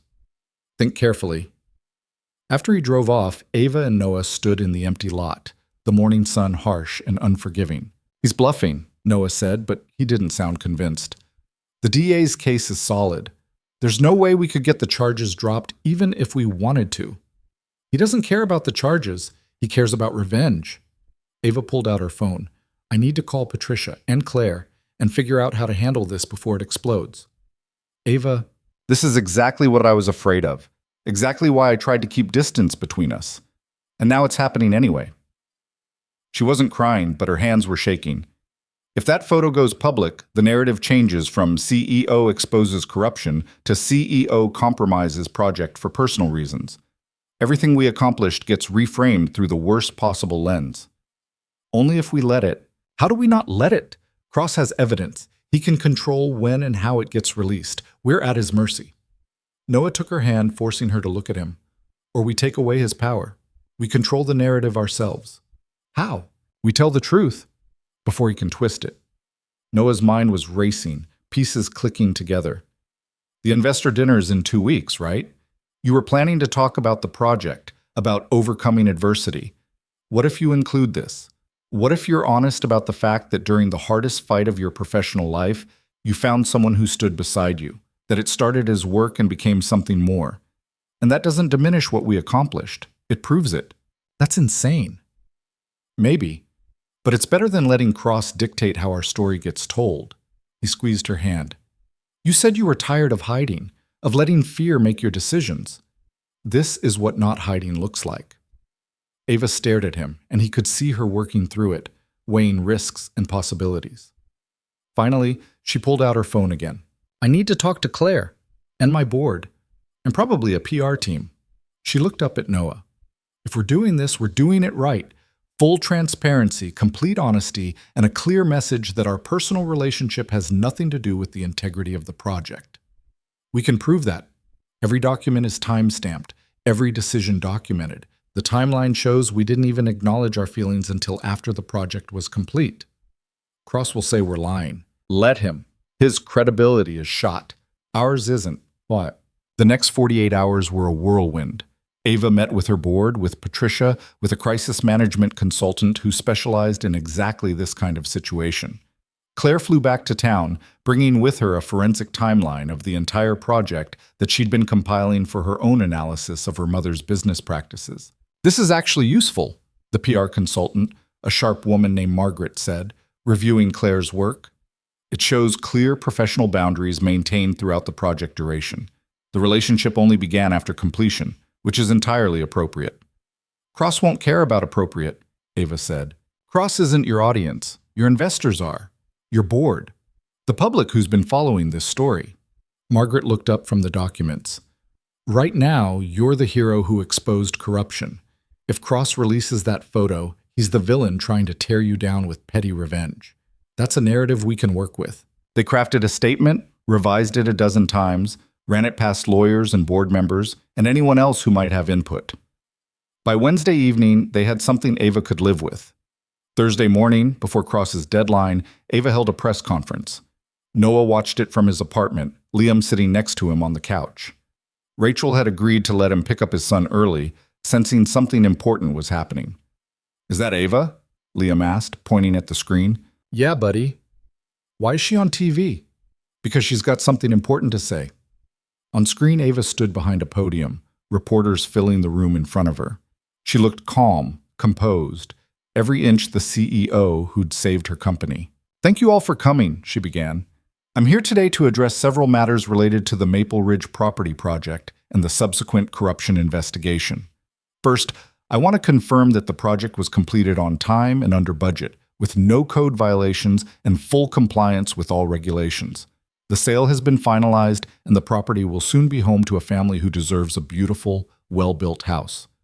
She paused, taking a breath. Second, I want to acknowledge the role of Noah Carter, the lead contractor on this project. His skill, dedication, and integrity were instrumental in its success. He worked tirelessly through fabricated violations, deliberate delays, and attempts to sabotage our progress. Without him, this project would have failed. Noah's chest tightened, hearing his name spoken publicly after all the careful distance they'd maintained. Third, I want to address a matter of personal nature. During the course of this project, Mr. Carter and I developed a friendship based on mutual respect and shared goals. After the project's completion, that friendship evolved into a personal relationship. I'm disclosing this now because I believe in transparency and because I won't allow anyone to use it as a weapon against either of us.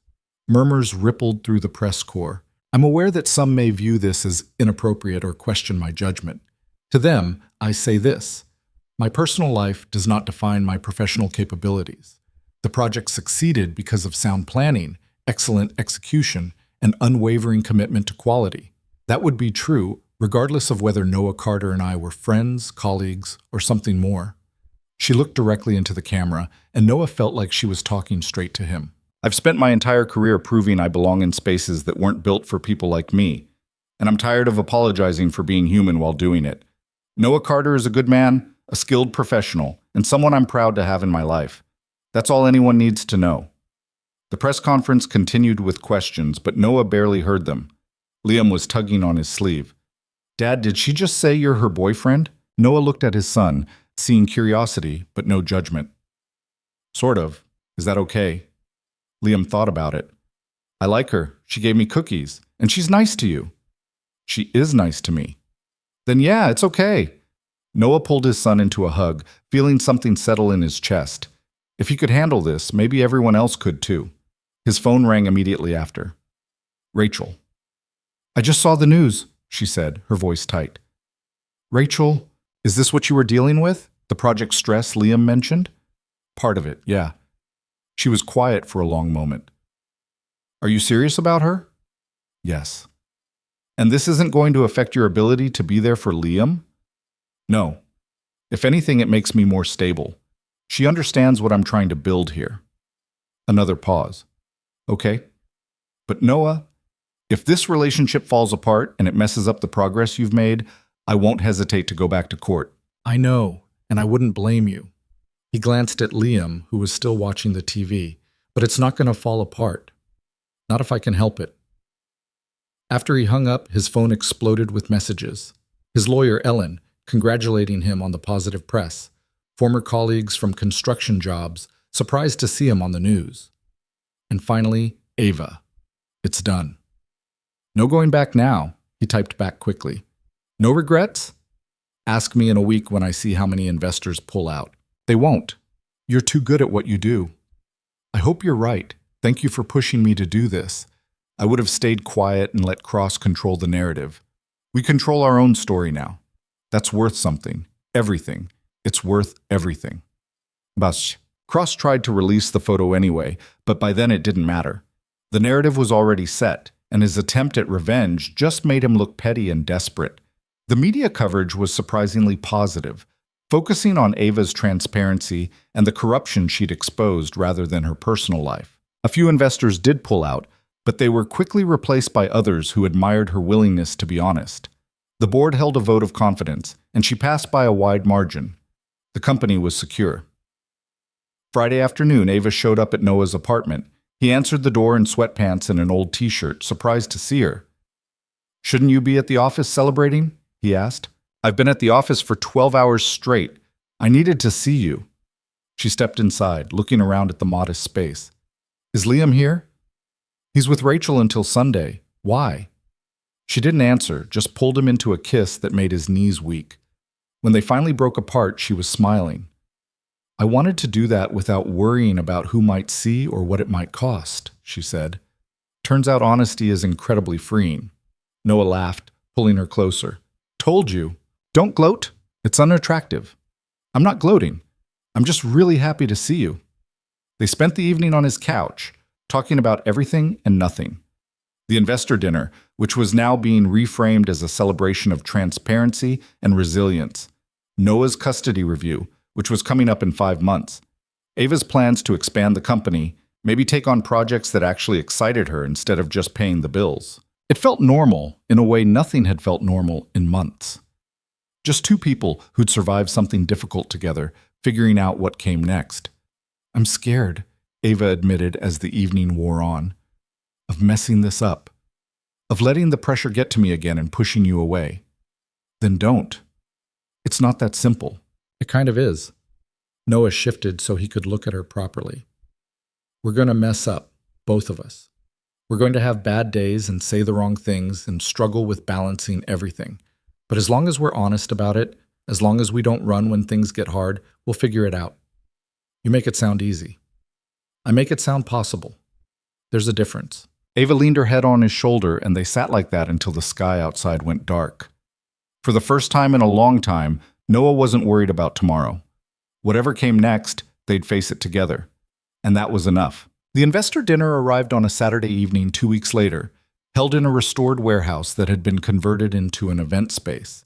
Exposed brick walls, industrial lighting, the kind of place that screamed expensive without trying too hard. Noah stood outside in his borrowed suit, the one Ellen had insisted he get for court appearances, wondering if he was making a massive mistake. "You look terrified," Claire said, appearing beside him with 2 glasses of champagne. She handed him one. "Relax. These people are mostly harmless." "Mostly?" "There's always 1 or 2 who'll try to corner you and ask invasive questions. Just smile and excuse yourself to the bathroom." She clinked her glass against his. "For what it's worth, I think you're good for her. Mom's been different since you came into her life. Lighter. She's been through a lot. So have you. That's why it works." Claire glanced toward the entrance. "She's inside already, probably giving herself a pep talk in the bathroom. She does that before big events. Should I go check on her?" "Absolutely not. Let her have her moment." Claire squeezed his arm. "Just be yourself tonight. That's all she needs." Inside, the space was filled with people in expensive clothes making expensive conversation. Noah recognized a few faces from the open house, but most were strangers, investors, board members, local officials who wanted to be seen supporting Ava's success. He grabbed a glass of water from the bar and positioned himself near the wall, observing. Ava was in her element, moving through the crowd with practiced grace. She'd chosen a deep green dress that somehow made her look both professional and stunning, her hair swept up in a way that showed off her neck. When she caught Noah's eye across the room, she smiled, and something in his chest loosened. The dinner itself was formal, multiple courses served on white tablecloths while speeches were made. The board chairman talked about Ava's leadership during crisis. An investor discussed the project's success and what it meant for future ventures. Then Ava stood, and the room went quiet. "Thank you all for being here tonight," she began, her voice steady. "This has been a challenging year, to put it mildly. When I took over this company after my father's death, many people questioned whether I was capable of filling his shoes. Some of those people are in this room." A few uncomfortable laughs rippled through the crowd. "I don't blame you for doubting. I doubted myself too. But what I learned this year is that leadership isn't about being perfect or having all the answers. It's about being willing to fight for what matters, even when the odds are stacked against you." She paused, looking around the room. The Maple Ridge project could have destroyed this company. Between the corruption, the delays, the sabotage, there were a dozen moments when I could have walked away. But I didn't, because I had people who believed in the work we were doing. My daughter Claire, who helped build the case that exposed Daniel Cross. My legal team, who never stopped fighting. And Noah Carter, who showed up every single day and did the work that needed to be done, no matter how difficult things got. She gestured to where Noah sat, and suddenly every eye in the room was on him. He resisted the urge to sink into his chair. Noah isn't just a contractor. He's a reminder that integrity and skill matter more than politics or perception. He could have quit when Cross started making his life difficult. He could have walked away when things got complicated. Instead, he stayed. And together we built something that will outlast all of us. Ava's voice softened slightly. "I've also been asked about my relationship with Noah, and I want to address that directly. Yes, we're involved personally. That began after the project concluded. And it doesn't change anything about the quality of the work or the success of this venture. What it does change is my understanding that you can be strong professionally without being isolated personally, that asking for help isn't weakness, that letting people see your humanity doesn't make you less capable. She looked directly at Noah now. So thank you, Noah, for the house you built, for the courage you showed, and for reminding me that some risks are worth taking. The room erupted in applause. Noah felt his face heating up, but when Ava smiled at him, all the discomfort faded. This was what honesty looked like. Messy and vulnerable and terrifying, but real. After the speeches ended and people moved to the bar for drinks, Noah found himself surrounded by investors wanting to shake his hand, ask about his process, offer him work on future projects. It was overwhelming, but Claire stayed nearby, running interference when conversations got too intense.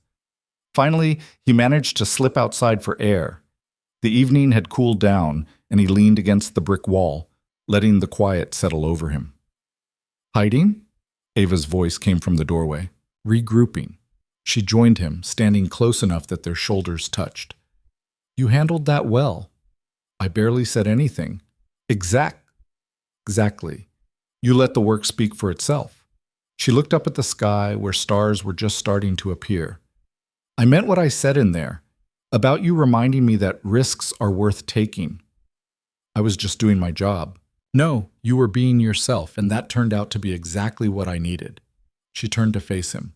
I have something to tell you, and I wanted to do it before we go back in there. Noah's stomach tightened. What? The board offered me a significant expansion budget. They want to take on 3 new projects next year, all high-profile developments. She paused. I turned them down. Why? Because I realized I've been chasing my father's legacy instead of building my own. He wanted quantity, wanted to grow the company as big as possible. But that's not what I want.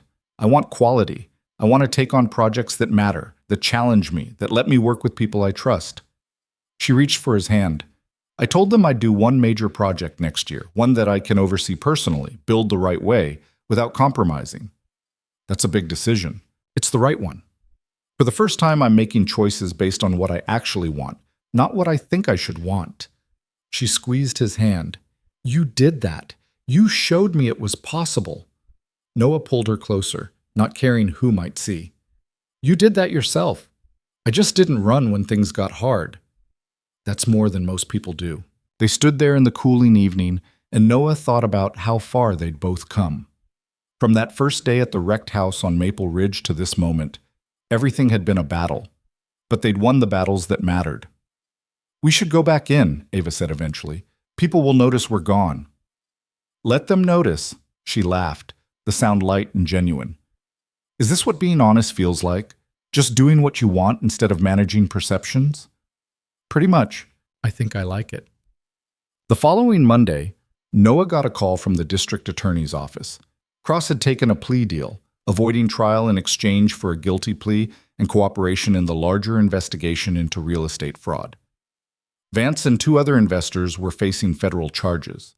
The whole scheme was unraveling, and Ava's case had been the thread that pulled it apart. You helped take down a criminal enterprise, Ellen told him over the phone. That's going to look very good in your custody review. I just built a house. You did a lot more than that, and the judge is going to see it. That Friday, Liam came to stay for the weekend again. He was getting more comfortable at Noah's apartment, leaving toys scattered around and treating the place like it was actually his. Rachel had even agreed to let Noah have him for a full week over winter break, a concession that felt monumental. Saturday morning, Noah took Liam to breakfast at the diner where he and Ava had met after the court hearing. Ava joined them, sliding into the booth with coffee and a smile. Morning, she said, ruffling Liam's hair. How's my favorite measuring tape holder? Good. Dad says we're going to the park after breakfast. That sounds fun. Want company? Liam looked at Noah, seeking permission. Noah nodded, and his son beamed. Yeah! They spent the afternoon at the park, Liam racing between playground equipment while Noah and Ava sat on a bench watching. Other families were scattered around, living their normal Saturday lives, and for the first time in years, Noah felt like he was part of that normalcy instead of looking in from the outside. This is nice, Ava said quietly. It is. Think we can keep it? Noah thought about the question. Could they keep this? The peace, the stability, The feeling of building something that lasted? History said probably not. Life had a way of throwing chaos at you just when you got comfortable. But maybe that was the point. Maybe it wasn't about keeping things perfect, but about being willing to fight for them when they inevitably got messy. "I think we can try," he said. Liam ran over, out of breath and grinning. "Dad, can Ava come to dinner with us?" "If she wants to." Ava looked at both of them, something soft in her expression. "I'd love to." They went to a pizza place Liam loved, one with arcade games and terrible lighting and pizza that was mostly grease. Ava didn't complain, just rolled with it, playing skee-ball with Liam and laughing when she lost spectacularly. Watching them together, Noah felt something settle in his chest. This was what he'd been fighting for all along. Not perfection, not some idealized version of family, but this. Real people making real connections, messy and imperfect, and worth everything. The custody review happened 3 months later in early spring. Noah sat in the same courtroom with the same judge, but everything felt different. He had 6 months of consistent visitation, glowing references from his employer and from Ava's company, and a stability that showed in every aspect of his life. Rachel's lawyer tried to raise concerns about Noah's relationship with Ava, suggesting it might be a distraction. But Ellen was ready. "Mr. Carter's relationship with Miss Sterling has been entirely positive for his stability," she argued. "He's employed on multiple projects through her company. He has a strong support system, and he's demonstrated consistent responsibility in all aspects of his life.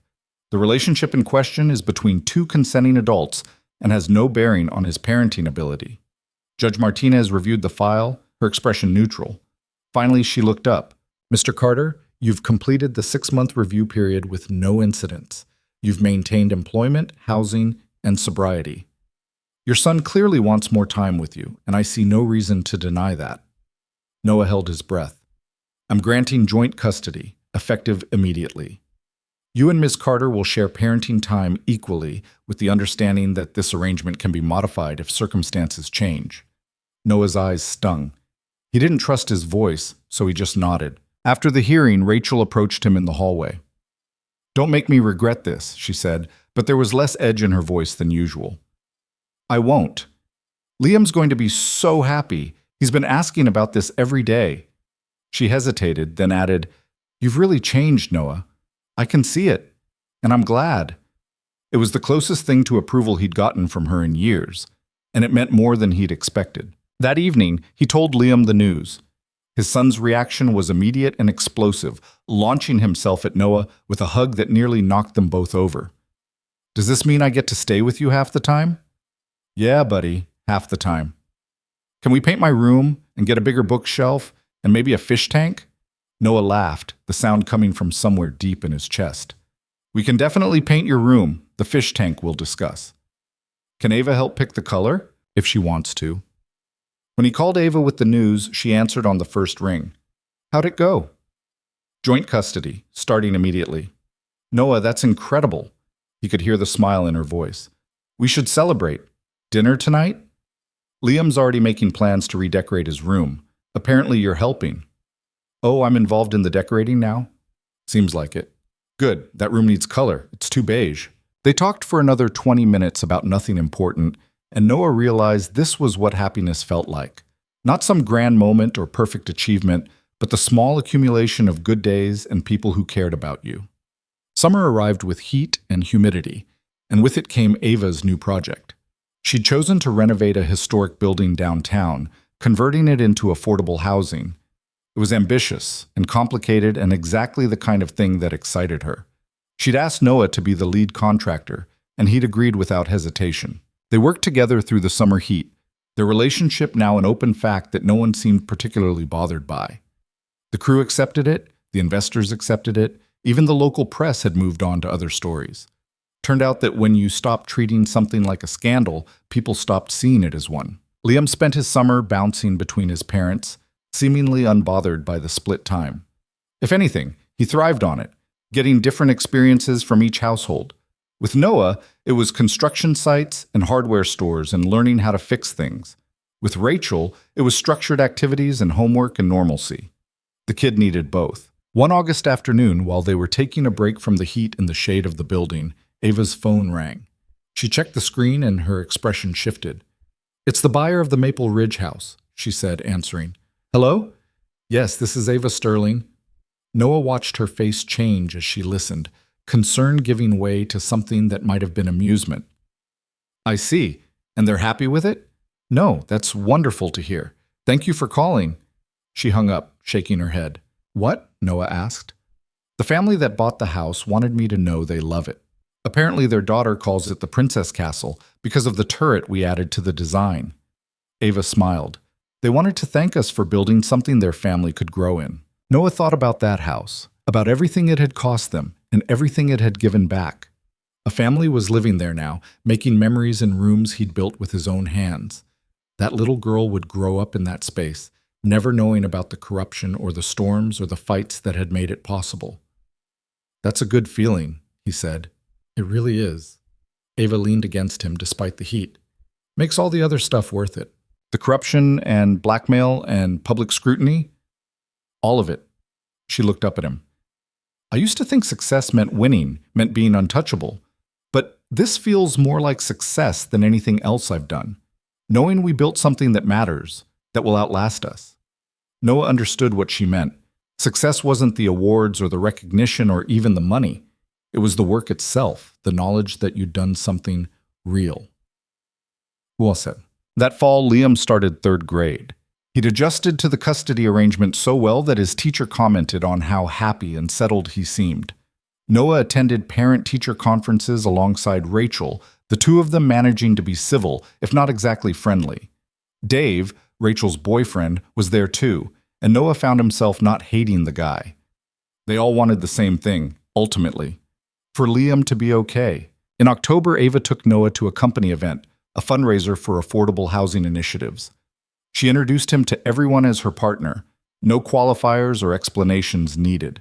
People asked about their current project, about the Maple Ridge house, about their plans. No one asked about the scandal anymore. It was old news, replaced by the actual work they were doing. Claire was there too, having flown in for the event. She pulled Noah aside at one point, champagne in hand. "I want to thank you," she said. "For what?" "For giving my mom back. For the longest time after Dad died, it was like she disappeared into the shell of herself. All work, no life. But she's different now, present, happy." Claire raised her glass. "That's because of you." "I think she did that herself." "Maybe, but you showed her it was possible." Claire clinked her glass against his bottle of beer. "Don't mess it up." "I'll do my best." November brought the first real cold snap, and with it, the completion of Ava's downtown project. They'd transformed the historic building into something beautiful and functional. 20 units of affordable housing that would actually help people. The ribbon-cutting ceremony was small, attended mostly by local officials and the future residents. One woman, a single mother with 2 kids, thanked Ava with tears in her eyes. "I've been on the waiting list for affordable housing for 3 years," she said. "This is going to change everything for my family." Ava hugged her, and Noah saw the emotion in her face. This was why she'd turned down the expansion, why she'd chosen quality over quantity. Moments like this, where the work directly improved someone's life. That night, at Ava's house, they sat on her couch with wine and takeout, exhausted and satisfied. "I've been thinking," Ava said, "about next year's project." "Already planning ahead?" "Always. But I want your input this time. What should we build?" Noah thought about it. "Something for families. Like the Maple Ridge house, but bigger. Multiple units, affordable, but well-built. The kind of place where kids can grow up safely." "I like that." She set down her wine glass. "We could do a whole development. Partner with a nonprofit, keep costs down, build something that actually helps people instead of just generating profit. Your investors would hate that. Some of them, but the right ones would see the value." She turned to face him. "I'm tired of building for people who already have everything. I want to build for people who need it." "That's a big shift." "I know, but I think it's the right one." She reached for his hand. "Will you do it with me?" Noah looked at this woman who'd started as a desperate client and become so much more, who'd fought corruption and public scrutiny and her own fears to build something real, who was now proposing they spend the next year building something that mattered instead of something that just made money. "Yeah," he said, "I will." unspoken. Christmas came, and for the first time in years, Noah felt like he was exactly where he was supposed to be. He had Liam for Christmas Eve, and they decorated the apartment together, stringing lights that were probably a fire hazard and hanging ornaments that Liam had made in school. Ava came over for dinner, bringing homemade cookies and a gift for Liam that turned out to be an actual fish tank, complete with everything needed to set it up. "You got him the fish tank?"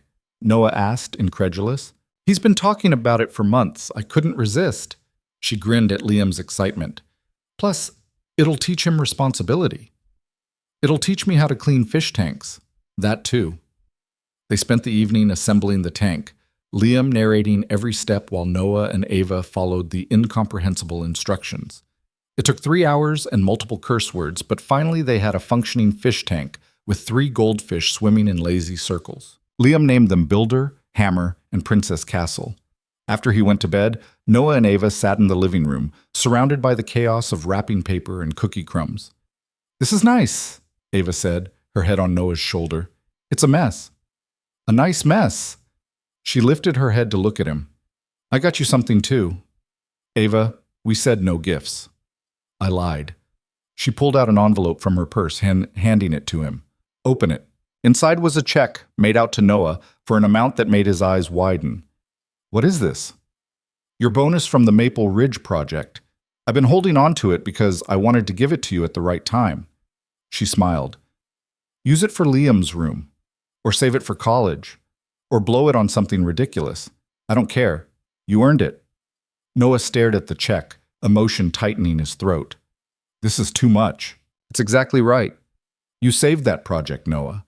You saved my company. This is what you're owed." He set the check aside and pulled her close, kissing her in a way that tried to express everything he couldn't put into words. Gratitude and affection and the overwhelming feeling of being seen, really seen, by another person. "Thank you," he managed when they finally broke apart. "Thank you for being stubborn and refusing to quit and showing me what it looks like to actually fight for something." She settled back against him. "Best decision I ever made was hiring you. Best decision I ever made was taking the job." They fell asleep on the couch, tangled together, and when Noah woke up a few hours later to carry Ava to the bedroom, he took a moment to look around. At the half-built fish tank and the mess of decorations and the lumpy couch that desperately needed replacing. At the life he'd built, imperfect and complicated and entirely his own. He'd lost so much over the years. His marriage, his reputation, time with his son. But somehow, through all of that loss, he'd found something more valuable. He'd found himself again. Found the part of him that could build and create and show up even when things were impossibly hard. And he'd found someone who saw that part of him and didn't run from it. In the bedroom, he set Ava down gently, and she stirred, half awake. "You okay?" she mumbled. "Yeah. Better than okay." "Good." She pulled him down next to her. "Stay. I'm not going anywhere." And he meant it. Not just for tonight, but for all the nights and days ahead. The messy, complicated, entirely imperfect future they were building together. Spring arrived again, bringing with it new growth and the start of their next project. The family housing development broke ground in April, a partnership with a local nonprofit that would create 50 units of affordable housing over the next 2 years. It was ambitious and exhausting, and exactly what both of them needed. They worked side by side, making decisions together, arguing over details, compromising when necessary. It wasn't always easy. Ava could be stubborn, Noah could be overly cautious, and they both had strong opinions about how things should be done. But they'd learned how to navigate those conflicts, how to fight without destroying what they'd built. In May, Noah's lease came up for renewal. He was sitting at his kitchen table, staring at the paperwork, when Ava brought it up. "You could just move in with me," she said casually, like she wasn't suggesting something huge. Noah looked at her. "You want me to move in?" "I have space. You're there half the time anyway, and Liam likes my house, said the yard is better for playing." She set down her coffee. "But only if you want to. No pressure." Noah thought about it. His apartment was small and cramped and never really felt like home.